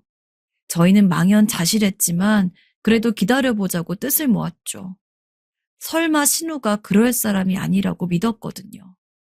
하지만 아파트 계약 잔금일이 되도록 신우는 연락이 없었습니다. 끝끝내 저희를 저버린 것이었어요. 혹시나 싶어서 시어머님께도 들러봤지만 정말 아무것도 모르시는 눈치였습니다. 오히려 쇠약하신데 괜한 소식으로 건강이 악화되실까봐 내막을 전하지도 못하고 돌아왔어요. 친정에선 당연히 난리가 났습니다. 이게 다 자기 동생 간수 못한 윤서방 잘못이라면서 저희 부모님은 노발대발하셨고 친언니들도 화를 주체하지 못하였습니다. 그 사이에서 제가 얼마나 죄스러웠는지 모릅니다.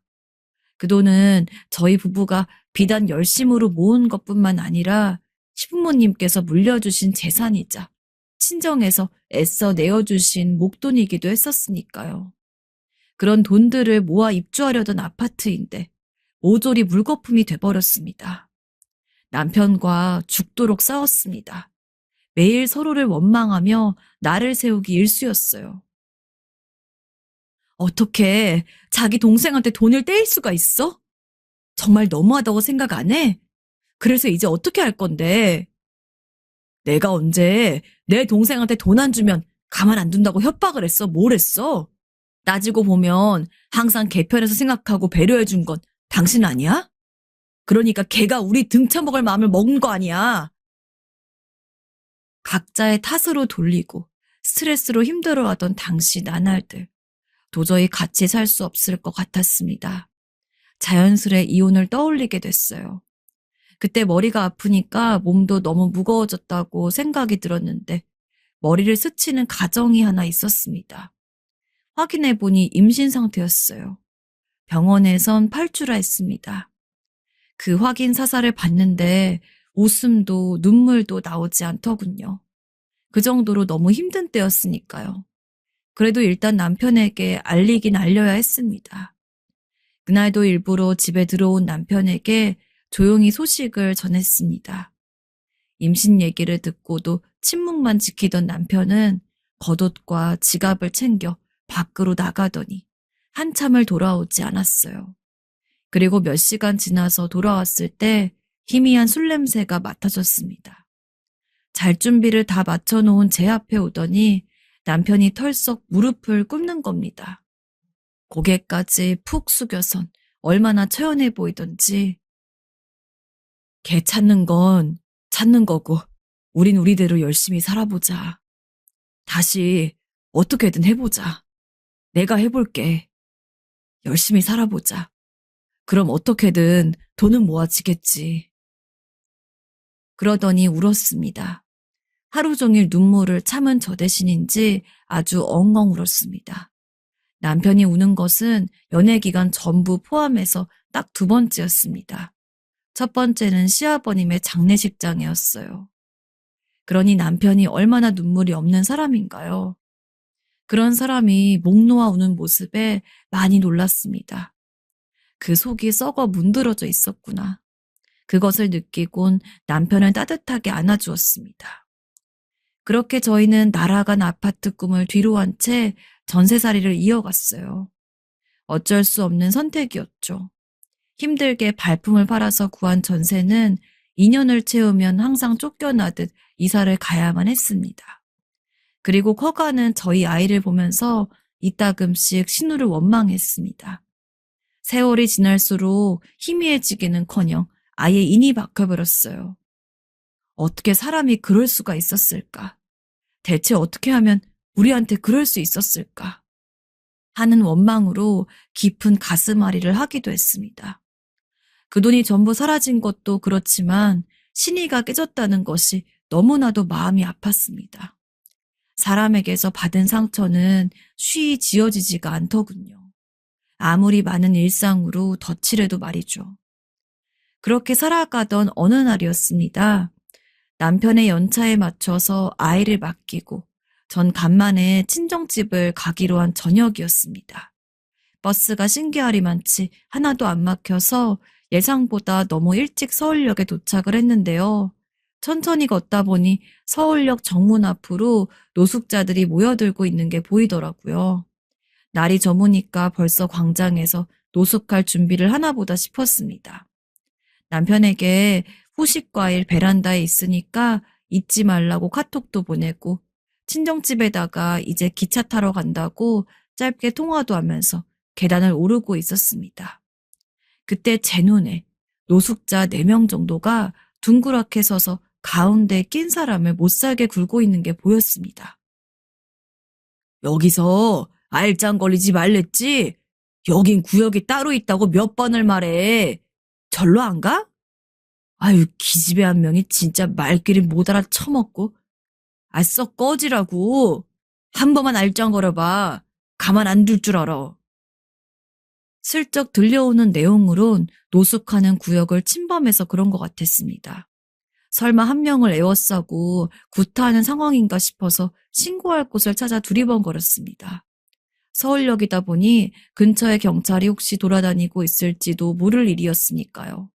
걱정스런 참견으로 그쪽을 계속 힐끗하다가 저도 모르게 소리를 냈습니다. 이상한 직감이 저를 강타했습니다. 그리고 저는 홀린 듯이 다시 계단을 내려가서 그쪽으로 가보았습니다. 혹시라는 의문이 확신으로 바뀌는 순간 경악하고 말았습니다. 이럴 수가요. 다른 노숙자들에게 해코지를 당하고 있던 그 노숙자, 그 한 명의 노숙자는 바로 저의 신우였습니다. 전 깜짝 놀라 손으로 입을 틀어막은 채 가까이 다가갔습니다. 행인이 오니까 노숙자들이 혀를 차면서 자리를 뜨더라고요. 힘없이 바닥에 앉은 모습을 내려다보며 심장이 쿵쿵 뛰었습니다. 이런 말도 안 되는 일이 있냐며 떨리는 목소리가 흘러나갔습니다. 아가씨 맞죠? 저 아가씨 아닌데요? 제가 무슨 아가씨예요. 세상에, 맞잖아요. 윤명숙, 내 남편 윤명환의 동생 윤명숙 맞잖아. 멍하게 웅얼거리던 신우는 이름이 불리자 서서히 고개를 움직여 저를 정면으로 바라봤습니다. 정말이지 오랜만에 마주하는 그 얼굴에 전 기분이 이상해졌습니다. 신우의 행색은 말이 아니었어요. 언니? 어떻게 여기서... 우선 일어나요. 이런 데서 뭘 하고 있는 거야, 진짜. 감히 상상해보지도 못한 상황에 압도당해 있었지만 전 다행히도 기차 시간을 간신히 떠올려냈어요.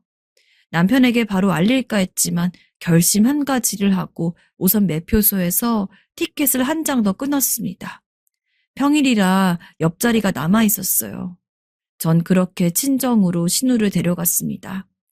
당장 분노에 책망을 하고 싶지 않았던 건 아닙니다. 왜 안 그러고 싶었겠어요? 하지만 100마디 말보다도 신우의 몰골 하나가 모든 걸 말해주고 있었으니 차마 그럴 수가 없었습니다. 웬 거렁뱅이랑 왔냐며 당황하던 친정 식구들은 신우가 씻는 동안 제가 사정을 말하자 전부 기함했습니다. 그러면서도 아까의 몰골을 다들 보았기에 차마 험한 말은 삼켰습니다. 저의 신신당부도 있었고요. 말끔하게 씻은 신우를 보니 수년 전 마지막으로 봤던 그 얼굴이 금세 보였습니다. 제가 알던 그 신우였죠. 자정이 다 돼가는 늦은 시간이었지만 부엌 식탁에 마주보고 앉아 전 뜨끈한 밥과 국을 챙겨주었고 신우는 멀뚱히 그걸 바라보았어요. 일단 먹어요. 먹고 얘기해요.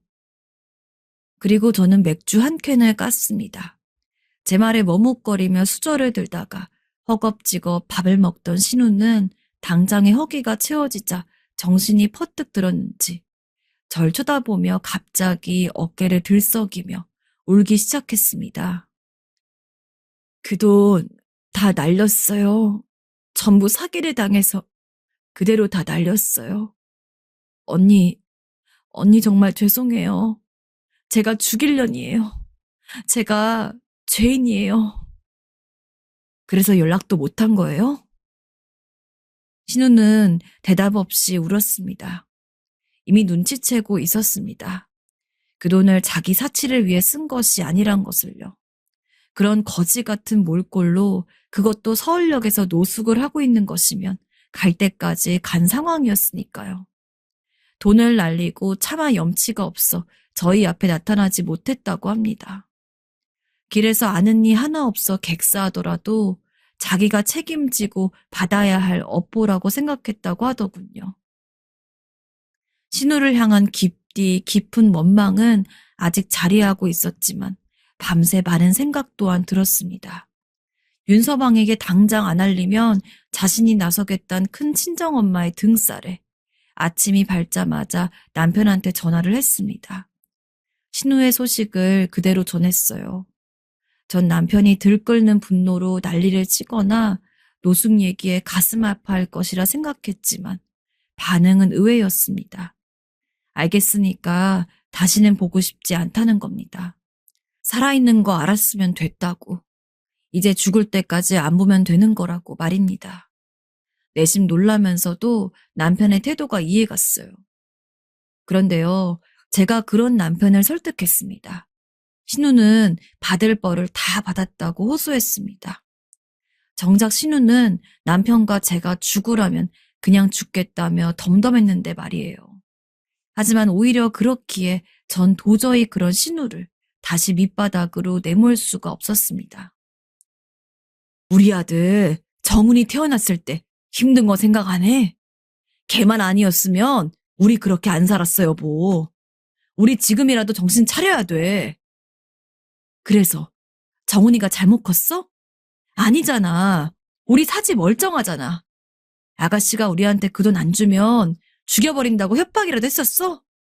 아니잖아. 우리가 건네준 거잖아. 우리 손으로.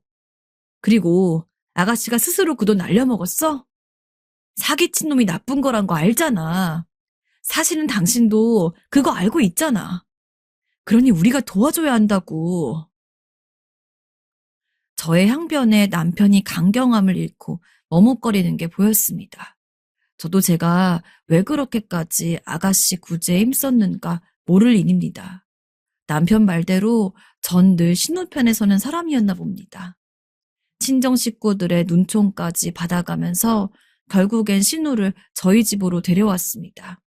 작은 옷방을 신우방으로 내어줬어요. 고마워요, 새언니. 뭐라 말해야 할지. 아니에요. 아가씨 편히 지내요.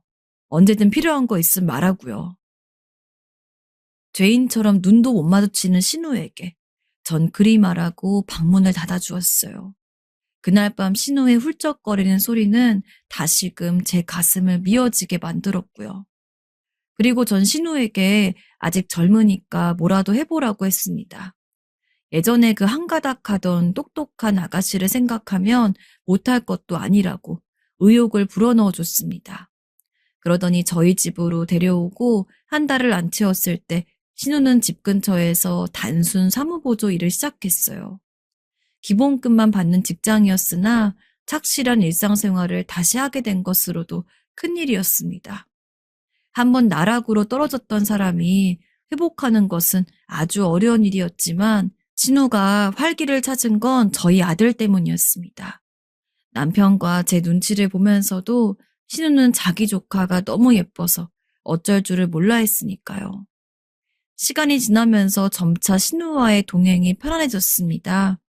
아직 마음속에 앙금은 남아 있었고 특히 남편은 가끔 힘들어 보인 것도 사실입니다. 그러나 제가 달래어 관계를 잘 이끌어 나갔습니다. 중간에서 저의 속도 타들어갈 때가 많았으나 내색은 하지 않았습니다. 한번 포용하기로 한 이상 이것에도 책임을 져야 한다고 생각했기 때문입니다. 신우는 그 직장에서 딱 1년을 채우고 이직하였는데 외국계 기업에 들어갔습니다.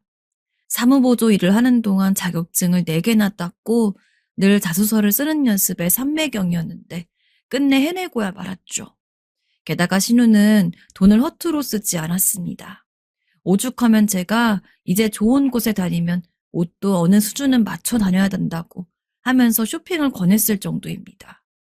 신우는 제가 헌옷수거함이나 동네 무료 나눔에 내놓으려는 옷들 중에서 골라 입을 만큼 지독히 알뜰했습니다. 옷이 너무 해졌는데 그래도 살 건 사 입어요. 아니에요. 어차피 일만 하고 나갈 데도 없는데 사 입을 필요가 뭐 있어요.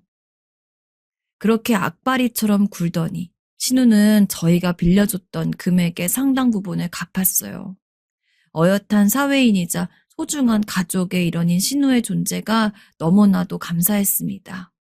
신우가 이제 나가 살겠다고 독립을 준비하겠다 했을 때 내심 서운한 기분이 들어서 이렇게까지 관계가 회복되었던 것에 놀라기도 했지요. 그만큼 함께 사는 것에 조금의 불편함도 없었으니까요. 원체 머리가 좋은 신우는 자기 조카가 물어보는 공부에 대답을 못 해주는 것이 없었고 남편이 승진 문제로 회사에서 계속 힘든 일이 생겨났던 시기에는 현실적인 조언으로 큰 도움을 주었습니다. 자취방을 구했다며 저희에게 보고를 하던 날 신우는 어려운 얘기 또한 함께 꺼냈습니다. 자신에게 한 번에 신용을 더 줄 수 있냐는 얘기였습니다. 저희로부터 빌려갔던 돈의 나머지를 당장 갚고 싶은데 그럴 수 없는 이유가 있다고 했어요. 신우가 회사 일 이외에 자꾸 뭔가를 공부하고 준비하는 게 보였던지라 전 그 이유가 아주 궁금한 사람으로서 귀를 기울였습니다. 바로 사업을 시작하고 싶다는 것이었습니다. 사업이요? 아니, 또? 남편과 저는 난색을 숨기지 못했습니다. 예전에도 사업 아이템 관련으로 잘못된 사람과 엮여 돈을 잃은 것이었기 때문이에요.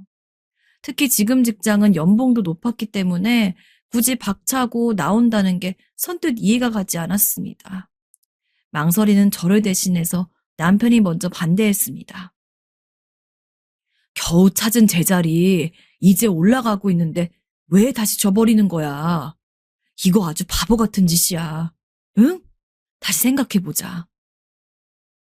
남편은 사업에 모든 돈을 투자하는 건 바보 같은 짓이라며 강하게 말했습니다. 그런데요, 제가 또 그런 남편을 만류했습니다. 이상한 일이죠? 저도 알아요. 하지만 굳은 심지가 엿보이는 신우의 눈빛을 마주한 순간 왠지 그리 해야만 할 것 같았습니다. 그래요. 해보고 싶은 거 해봐요. 한번 살다 가는 인생 마음껏 해봐요. 저의 말을 듣자마자 신우는 애써 울음을 삼켰어요. 젖은 눈으로 저희를 보면서 반드시 성공하겠다고 약속했지요. 남편은 못마땅한 기색이었지만 제가 워낙 단호하게 나오는 것에 더 말을 붙이지 못했습니다. 그리고 신우는 새로 사업을 시작하면서 소위 대박이라는 걸 터뜨렸습니다. 시작한 지 몇 달 만에 투자금을 전부 회수했으니 가히 대박이라고 부르는 게 맞는 거죠. 저희 부부는 신우로부터 소식이 들려올 때마다 날아갈 듯이 기뻐했습니다. 신우가 진정으로 제도약을 이룬 것에 가슴이 다 벅찼습니다. 그렇게 놀라운 소식으로 취해 있던 때 저희 집에 정말 큰일이 일어났습니다. 바로 아파트 청약에 당첨이 된 일이었습니다. 처음에는 이게 잘못된 소식인가 의심하기도 했지만 당첨이 맞았습니다. 정확히 맞다는 것을 확인했던 그날, 새 식구가 얼싸안고 난리를 피웠습니다.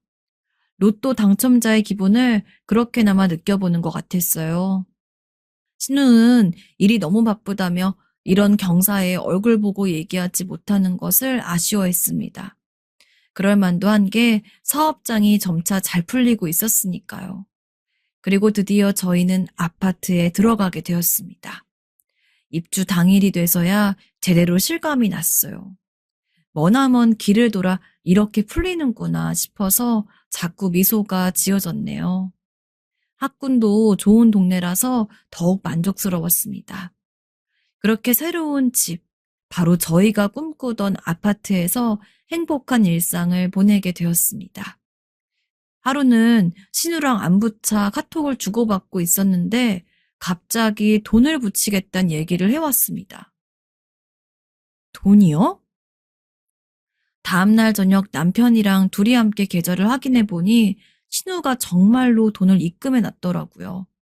저희 부부는 둘 다 잠시 말이 없었습니다. 화면에 공이 몇 개인지 한참을 봤습니다. 머리로는 금방 이해했으면서도 자꾸만 세어봤습니다. 확실히 6억이었습니다. 신우가 저희에게 보낸 돈은 무려 6억이었습니다. 저희는 진짜 그 순간에 뒤로 넘어갈 뻔했습니다. 남편이 나서서 신우에게 전화를 걸었습니다.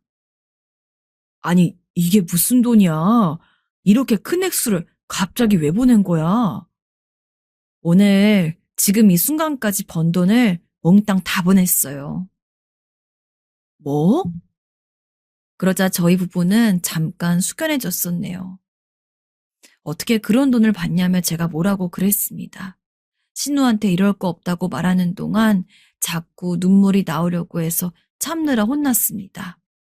남편도 옆에서 많은 상념이 드는지 자꾸만 손으로 얼굴을 쓸어내리고 있더라고요. 신우한테 빌려준 돈은 사실상 이미 저희가 다 받은 셈인데 이렇게 거액을 또 받을 수는 없었습니다. 그리고 저희 부부는 신우의 다음 말에 벙찌고 말았습니다. 언니, 아직 이자는 안 받으셨잖아요. 그런 상황에도 갑자기 웃음이 났습니다. 이자라니. 전혀 생각도 못 해본 영역이었어요. 남편이 절대 못 받는다고 말을 하니까 신우가 그러더라고요. 자기 조카 정훈이 몫으로라도 받아달라고요. 정훈이가 앞으로 성인이 되고 직업도 갖고 결혼까지 할 동안 금전적인 어려움은 없었으면 한다고 했습니다. 그 말에 전 결국 눈물이 나오고 말았습니다. 신우는 자기가 진정으로 돈을 버는 건 지금부터라며 이제부터 더 열심히 벌 거니까 그 돈은 아무런 상관이 없다고 말을 해줬어요. 들으면서 가슴이 뭉클해졌네요. 이렇게 어려운 시국에도 과감한 사업으로 대박을 터뜨린 신우가 대견하다는 말로는 부족할 만큼 멋졌습니다. 그리고 이렇게 되기까지 지나온 과정들이 이제는 꿈처럼 아득하게만 느껴졌어요. 그날 남편과 침대에 누워 많은 이야기꽃을 피우느라 자는 게 늦어졌지만 전혀 피곤하지 않았네요. 오히려 가슴이 벅찰 만큼 행복한 밤이었어요. 결코 잊을 수 없는 일을, 덮을 수 없는 원망을 전부 다 따뜻하게 감싸겠다고 마음먹은 것. 제가 한 일은 그것뿐이었습니다. 그랬더니 이런 행운들이 줄지어 따라왔습니다. 가장 큰 복수는 용서라는 말도 있잖아요. 예전엔 정말 이해가 안 가는 말이었는데 지금은 그게 철학적 가치 이상의 의미를 지닌 표현일지도 모른다는 생각이 들었어요. 쥐구멍에 벼뜨는 방법도 정말 다양한 형태가 있는 것 같네요. 사람 간의 기본 예의 중 아무리 말을 거칠게 하고 상대를 상처 입힐지언정 가족은 건드리면 안 된다는 얘기가 있잖아요. 우리나라 사람들은 특히나 그런 것에 더 예민하게 반응하는 것 같고 금단의 구역이라고 생각하는 것 같아요.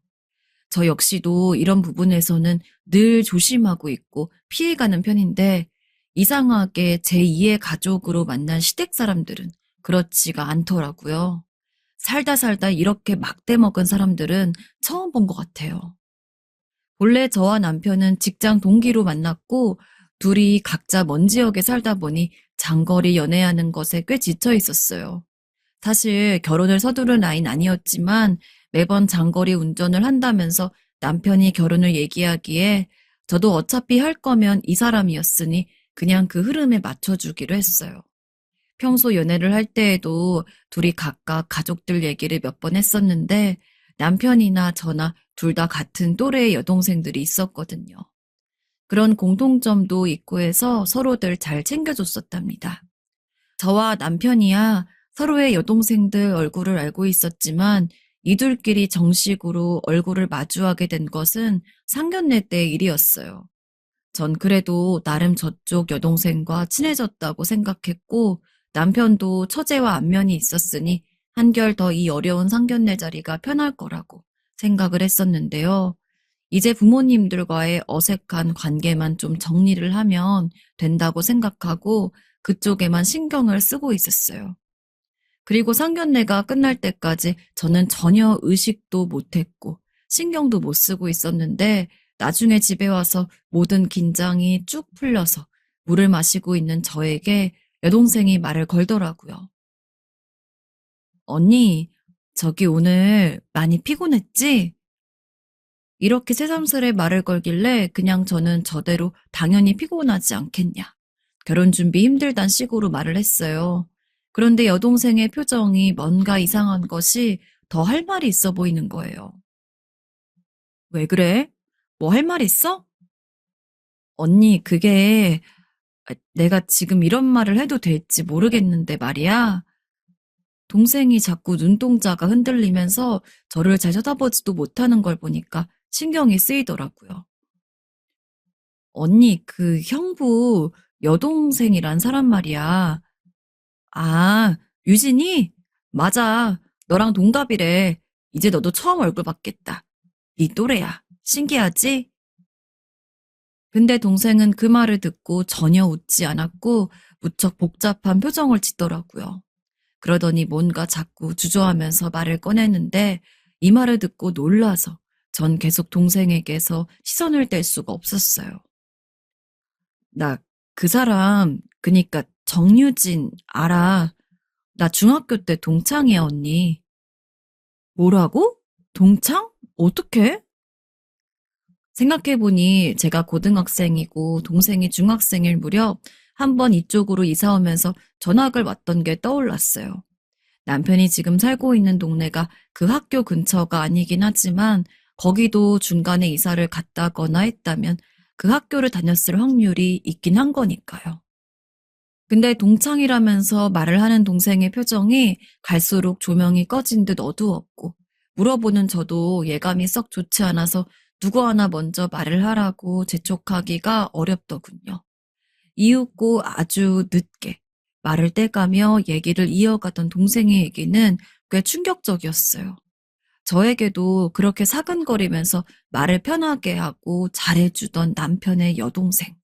아가씨는 예전에 제 동생에게 꽤 삐딱하고 못된 친구였던 것 같더군요. 아니, 친구도 아니었고 그저 같은 반이면서도 은근히 따돌림을 주도하던 애였다는 거예요. 걔, 나 기억할 수도 있고 못할 수도 있어. 근데 나는 걔 얼굴 확실히 기억해. 그날 보니까 얼굴 손 좀 댄 것 같던데. 그래도 그 인상은 그대로 남아있더라고.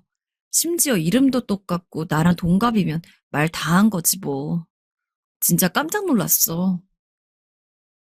동생 말로는 아가씨가 제 동생을 못 알아본 것 같다는 거예요. 이런 말을 듣고 나니 어찌나 기분이 가라앉고 처지던지. 남편은 나에게 있어서 정말 더할 나위 없이 좋은 사람이었고 그 집에 가서 어울려 지낼 때에도 분위기만 좋았었는데 이게 뭔 일인가 싶더라고요. 그런데 이어서 동생이 말을 했어요. 아니 뭐 솔직히 언니 나는 형부를 계속 겪어왔으니까 형부가 언니한테 좋은 사람인 건 알겠어. 그래서 너무 놀란 거야. 정유진이 형부같이 괜찮은 사람의 동생이라니까.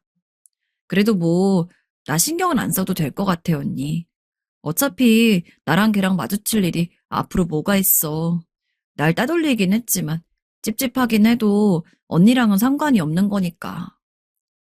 아니 이게 어떻게 별일이 아니야. 신경을 안 쓸 수가 있어. 믿을 수가 없네. 근데 어떻게 이 말을 듣고 신경을 안 쓸 수가 있겠어요. 사실 제가 시댁 가서 살 것도 아니고 아가씨랑 살면서 마주칠 일이 그렇게 많진 않지만 이렇게 연으로 이어진다는 게 영 마음이 편치 않더라고요.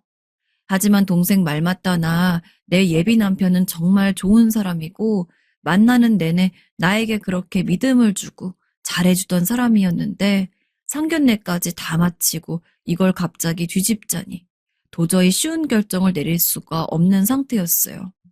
와중에 동생은 계속 그냥 아는 척하지 말라고 자기만 알고 말면 되고 이제 결혼식 이후로는 볼 일이 없다면서 신경 쓰지 말라는 거예요. 그렇게 저는 복잡한 마음을 안고 한참 고민을 하다가도 또 물밀듯 들어오는 바쁜 결혼 절차 준비와 회사 문제로 인해서 깊이 신경을 쓰지 못했어요. 그러다 정신을 차려보니 어느새 결혼하고 신혼집에 들어와서 짐을 정리하게 되었고 이제서 좀 주변을 볼 생각이 들더라고요. 전 마음이 편해야 잠이 잘 오지 안 그러면 그게 해결될 때까지 도통 잠에 못 드는 편인데 결혼해서 모든 게 정돈되고 나니 이게 되게 신경 쓰이는 거 있죠. 이걸 남편한테 말을 할까 말까 하다가도 어떤 식으로 말을 해야 할지 모르겠어서 그냥 참았어요. 왜냐면 남편은 아가씨를 맨날 구박하는 것 같으면서도 은근히 자기 여동생한테 아주 끔찍한 사람이거든요. 자기 동생 생일이라 이런 비싼 지갑 사주는 거야? 아가씨가 엄청 좋아하겠네. 아휴, 동생이라 그런가 얄밉다가도 자꾸 챙겨주게 된다니까? 또 그렇게 생각하고 나니까 아가씨가 한때 내 동생을 괴롭히는 무리 중 하나였다는 게 생각나서 마음 한쪽이 자꾸 쓰라려왔고요. 사실 이때까지 와서 고민할 게 아닌데 알 거면 진즉 연애 초반부터 알았어야 답인 건데 정말 머리가 너무 아팠어요. 그래도 별 수가 없으니 일단은 동생 말대로 어차피 둘이 접촉할 일도 없고 시간이 10년이나 지났기에 그냥 덮을 수 있으면 덮고 지나가 보기로 했는데요. 남편은 되게 아기를 좋아하는 사람이라 그런지 얼른 임신을 했으면 하더라고요.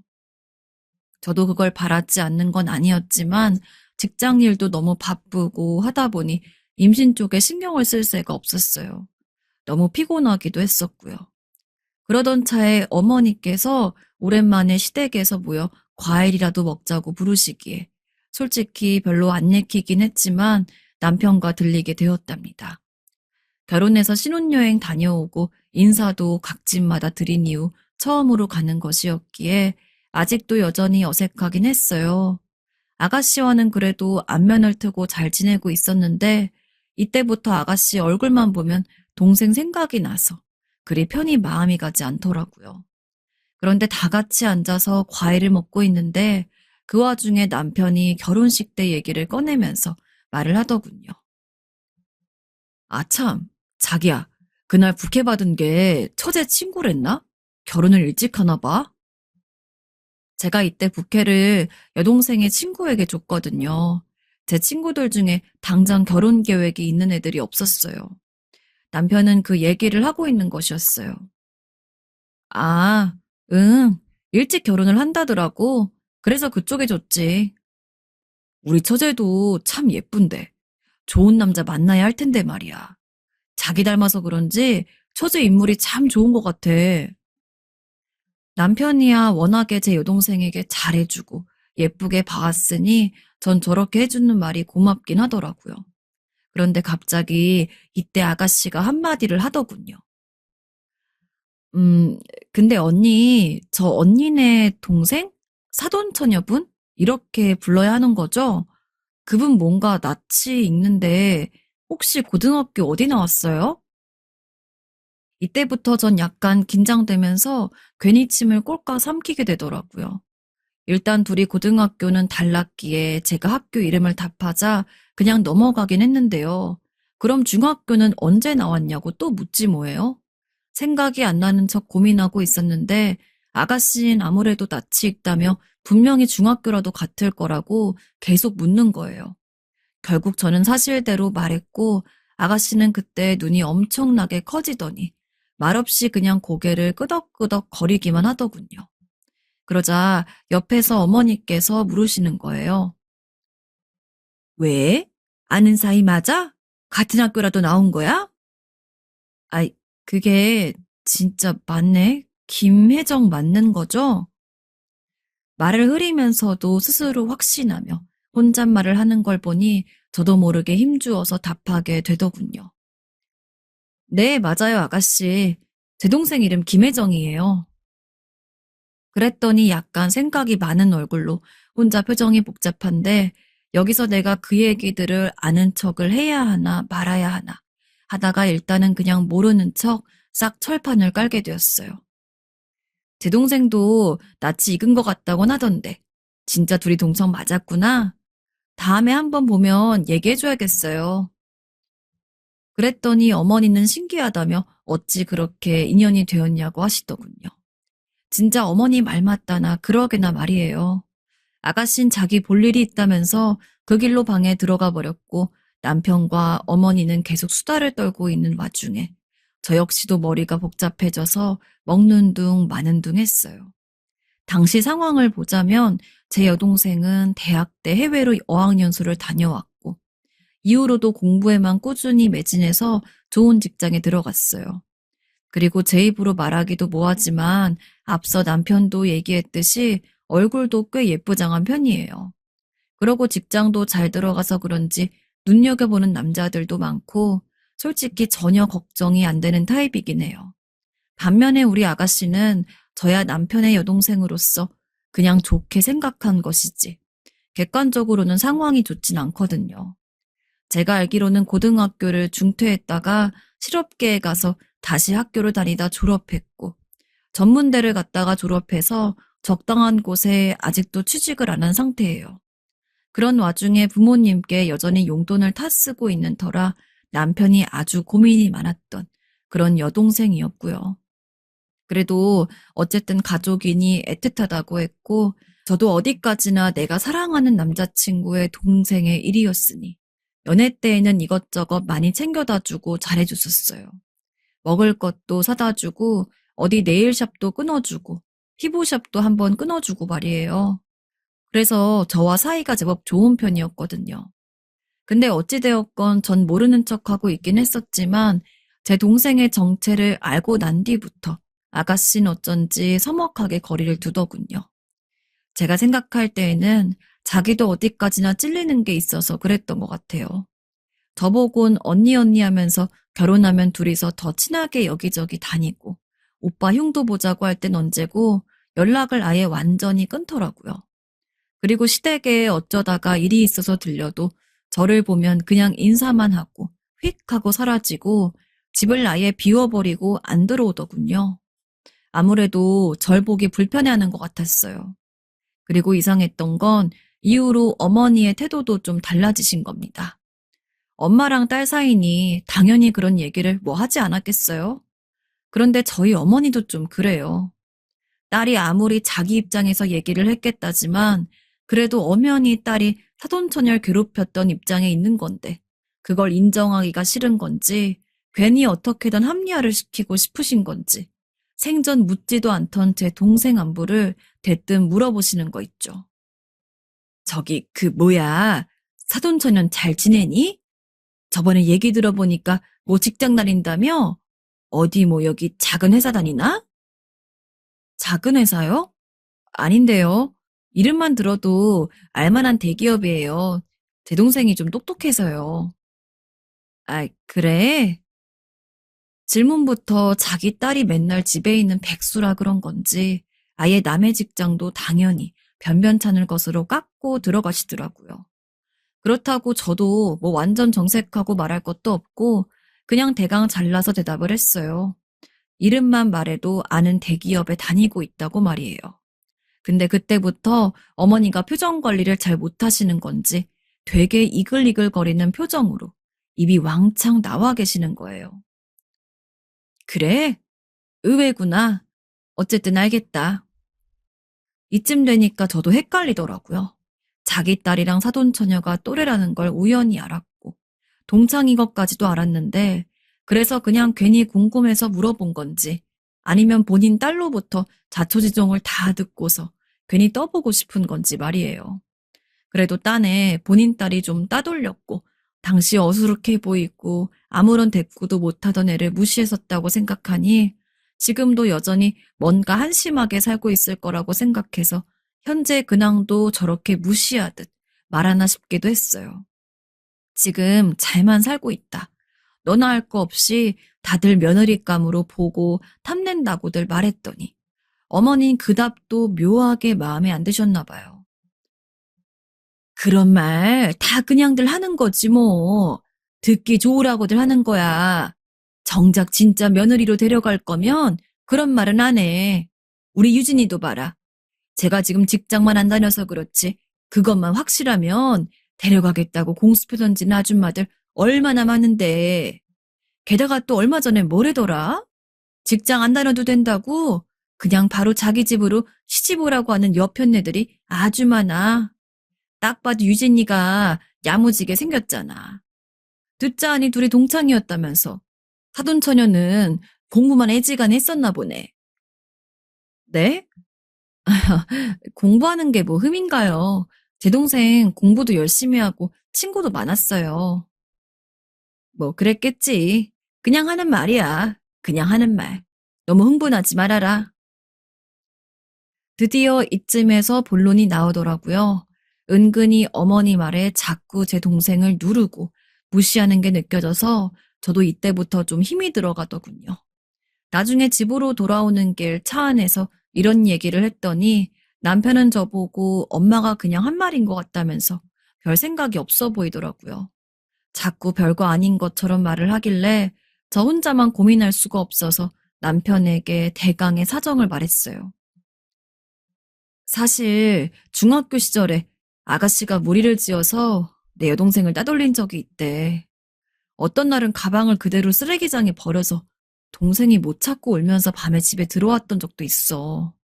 난 그걸 다 알고 있었고, 당신에게 이런 자세한 사정까지는 말하지 않으려고 했는데, 뭔가 상황이 이상하게 돌아가는 것 같아서 하는 거야. 당신도 알고 있으라고. 남편이 자꾸 믿지 않으려고 하길래 저도 시시콜콜 다 말할 수밖에 없었어요. 제가 굳이 이런 얘기를 한 이유는 어머니께서 더는 제 동생에 대해 관심 갖지 않으시고 말을 안 꺼내셨으면 싶어서 한 얘기였거든요. 뭔가 눈치챈 양 그렇게 은근히 저를 떠보면서 제 동생을 깎아내리는 투에 말만 안 하셨어도 아가씨와 저만의 아는 일로 그냥 넘어갈 수도 있었어요. 아니 100번 양보해서 어머니도 아셨다고 치자고요. 근데 본인 딸이 뭘 잘했다고 대체 뭘 그렇게 합리화시키고 싶어서 내 동생을 자기 딸이랑 비교해가면서 무시하냐는 거예요. 사과를 해도 모자랄 판의 말입니다. 아니 정말이야? 내 동생이? 아휴 너무 미안하네. 뭘 해야 말해야 될지 모르겠다. 아무튼 정말 면목이 없다. 걔가 중학교 때 까불거리며 다니긴 했어도 남한테 피해를 줄 줄은 몰랐는데. 아무튼 이때 남편은 꽤 충격을 받았는지 이 일에 대해서 어머니께 대강 전했나 봅니다. 남편도 아마 제 뜻에 맞게 가급적이면 그 화제는 꺼내지 말잔 얘기였던 것 같아요. 그리고 며칠 후에 어머니께서 저를 또 부르시는데 그날 저녁에 남편이 야근하는 날이었는데 그냥 저만 오라고 하시는 거예요. 솔직히 정말 가고 싶지 않았지만 어쩔 수 없이 그냥 갔어요.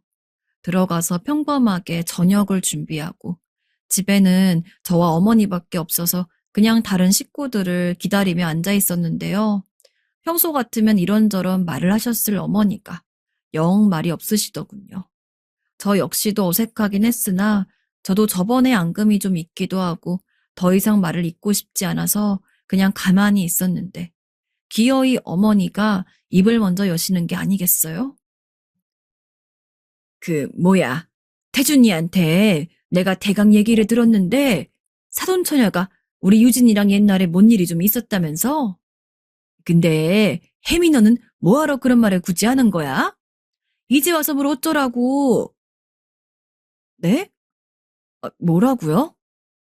저도 이땐 황당해서 말이 속사포 터지듯 나오더라고요. 어머니, 제가 뭐 별다른 말을 했나요? 아가씨가 먼저 기억하고 말을 하시길래 맞다고 했을 뿐이고, 솔직히 어머니도 아가씨에게 들으셨는지 며칠 전에 저한테 제 동생 얘기 물어보실 때도 전혀 모르시는 어투는 아니던데요. 그래서 저도 어차피 다 아는 거 남편에게 말했을 뿐이에요. 그게 뭐가 잘못인가요? 어머니도 이때 제대로 전곡을 찔리신 건지 움찔하시더니 저한테 밀린다고 생각하신 건지 자기 딸을 보호해야겠다고 생각하신 건지 그냥 있는 대로 말을 막 하시더라고요. 진짜 너무 실망스러웠습니다. 그래서 뭐? 예, 그래서 뭐? 이제 와서 뭐 어쩌라고? 막말로 말이 나와서 말이지.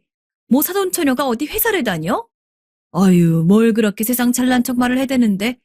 그래봤자 우리 유진이가 지금 회사만 안 다녀서 그렇지 진작 뭘 했음 더 잘됐을 애였어. 10년도 더 지난 옛날 얘기를 갖고 와가지고 새로 시작하는 가정 안에 그걸 끌어들여 뭐 어쩌겠다는 거야? 그리고 자기가 분수껏 잘 처신했으면 왜 애들이 우습게 보겠어? 무시당할 만한 짓을 했으니까 무시를 당했겠지.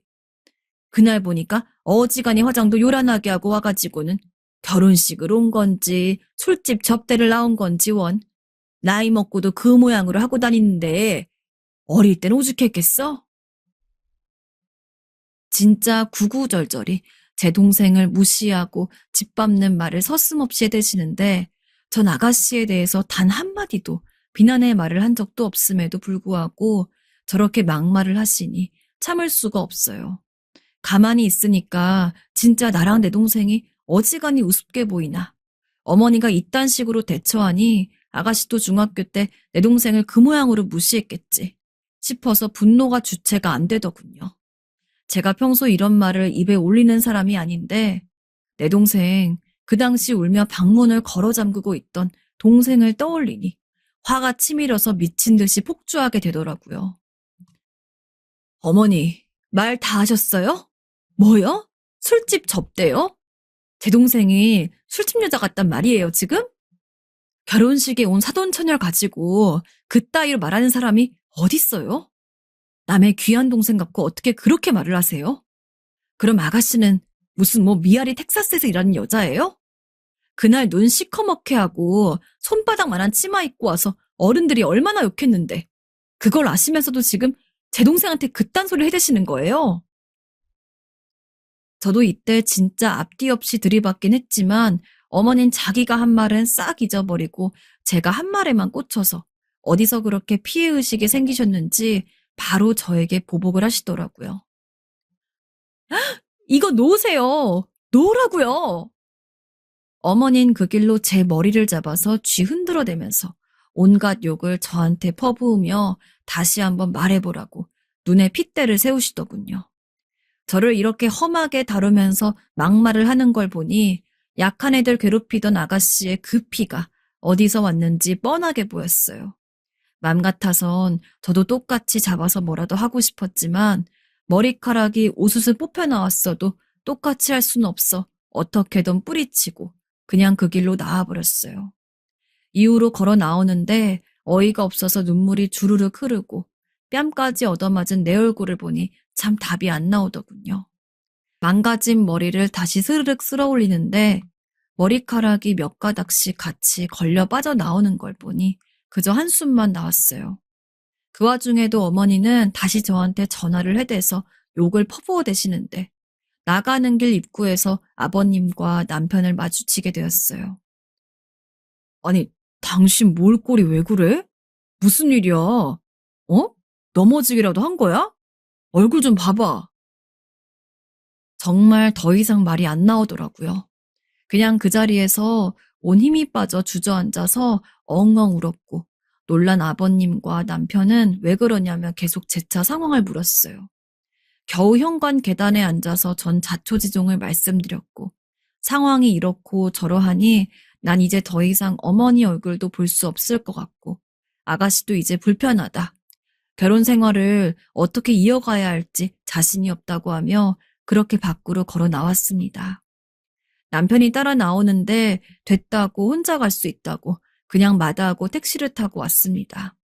그렇게 집으로 와서 이불을 뒤집어 쓰고 울면서 이제 난 어떻게 해야 되나 너무 서러워서 어디에 말도 못하고 있었는데요. 좀 있다가 남편이 집으로 들어오더니 저를 일으키더군요. 그냥 다 꼴도 보기 싫으니 좀 냅두라고 했는데 남편이 뒤쪽에 아버님이 와 계시다면서 잠깐만 나와보라는 거예요. 아버님과는 여지껏 별도의 접촉이 없기도 했지만 그래도 어쨌건 괜히 무섭기도 했고 그냥 마주하고 싶진 않았어요. 그래도 계속 일어나자고 권유하는 남편의 얼굴이 어쩐지 조금은 심각한 상황으로 보이진 않았기에 억지로 몸을 일으켜서 거실로 나갔습니다. 아가, 이야기 다 들었다. 나도 몰랐던 이야기라 듣는 내내 너무 당황스럽고 힘들었구나. 더군다나 사돈처녀는 그 시절에 더 어린애였을 텐데 얼마나 힘들었겠니. 정말 내가 면목이 다 없고 대신 사과를 하고 싶구나. 내가 자식 교육을 잘못시킨 탓이다. 일단은 우리 애한테 말해서 사돈처녀한테 다시 사과하게 만드마. 그리고 네 시어머니도 다신 같은 화제 못 꺼내게 만드마. 정말 미안하다. 저도 이때 머리가 너무 깨질 듯이 아프고 정신이 없어서 제대로 기억은 안 나지만 일단은 상황이 이렇게 되어서 미안하다며 아버님께서 저에게 사과를 하셨어요. 그리고 제가 좀 너그러이 마음을 써줄 수 있겠냐고 하시더군요. 사실 상황이 이렇게까지 이어지는 걸 바라진 않았던 데다가 아버님이랑 가뜩이나 어색하고 어려운데 저한테 저렇게 머리 숙여서 미안하다고 하시고 남편도 옆에서 고개를 푹 숙이고 말을 못하고 있으니 참 어쩔 도리가 없더라고요. 일단은 그냥 아버님께 알겠다고 말씀을 드렸는데 아가씨에게도 꽤 뭐라고 하셨던 모양인 건지 제 동생을 만나서 말을 하겠다고 하나 봐요. 하지만 동생은 만나고 싶지 않다. 이후로 다시는 엮이고 싶지 않다고 해서 그냥 그건 넘기게 되었고요. 단지 어머님만은 정말로 저에게 어떤 연락도 해오지 않는 상황이 되었어요. 전 어머니한테 사과도 뭣도 어떤 말도 듣고 싶지 않고 될 수 있는 한 얼굴을 그냥 안 보고 싶을 뿐이에요. 남편은 앞머리 쪽이 숭숭 날리는 형태가 된 제 모습을 보더니 할 말이 없다며 그냥 고개를 푹 숙이고 있을 뿐이고 자기가 여러모로 면목이 없다며 너 하고 싶은 대로 하라고 하는데요. 일단 상황이 이렇게 정리가 되어 있긴 하지만 아직도 자다가 깨서 울컥하기도 하고 우리 가족들은 이런 상황까진 잘 모르기 때문에 더 우라가 치밀고 답답하기도 해요. 아버님도 저리 사과하셨고 어머니도 제 곁에 얼씬도 안 하고 연락도 일치 안 하시고 남편도 종일 제 눈치만 보면서 지내고 있으니 그냥 제가 참고 지내는 게 맞는 거겠죠?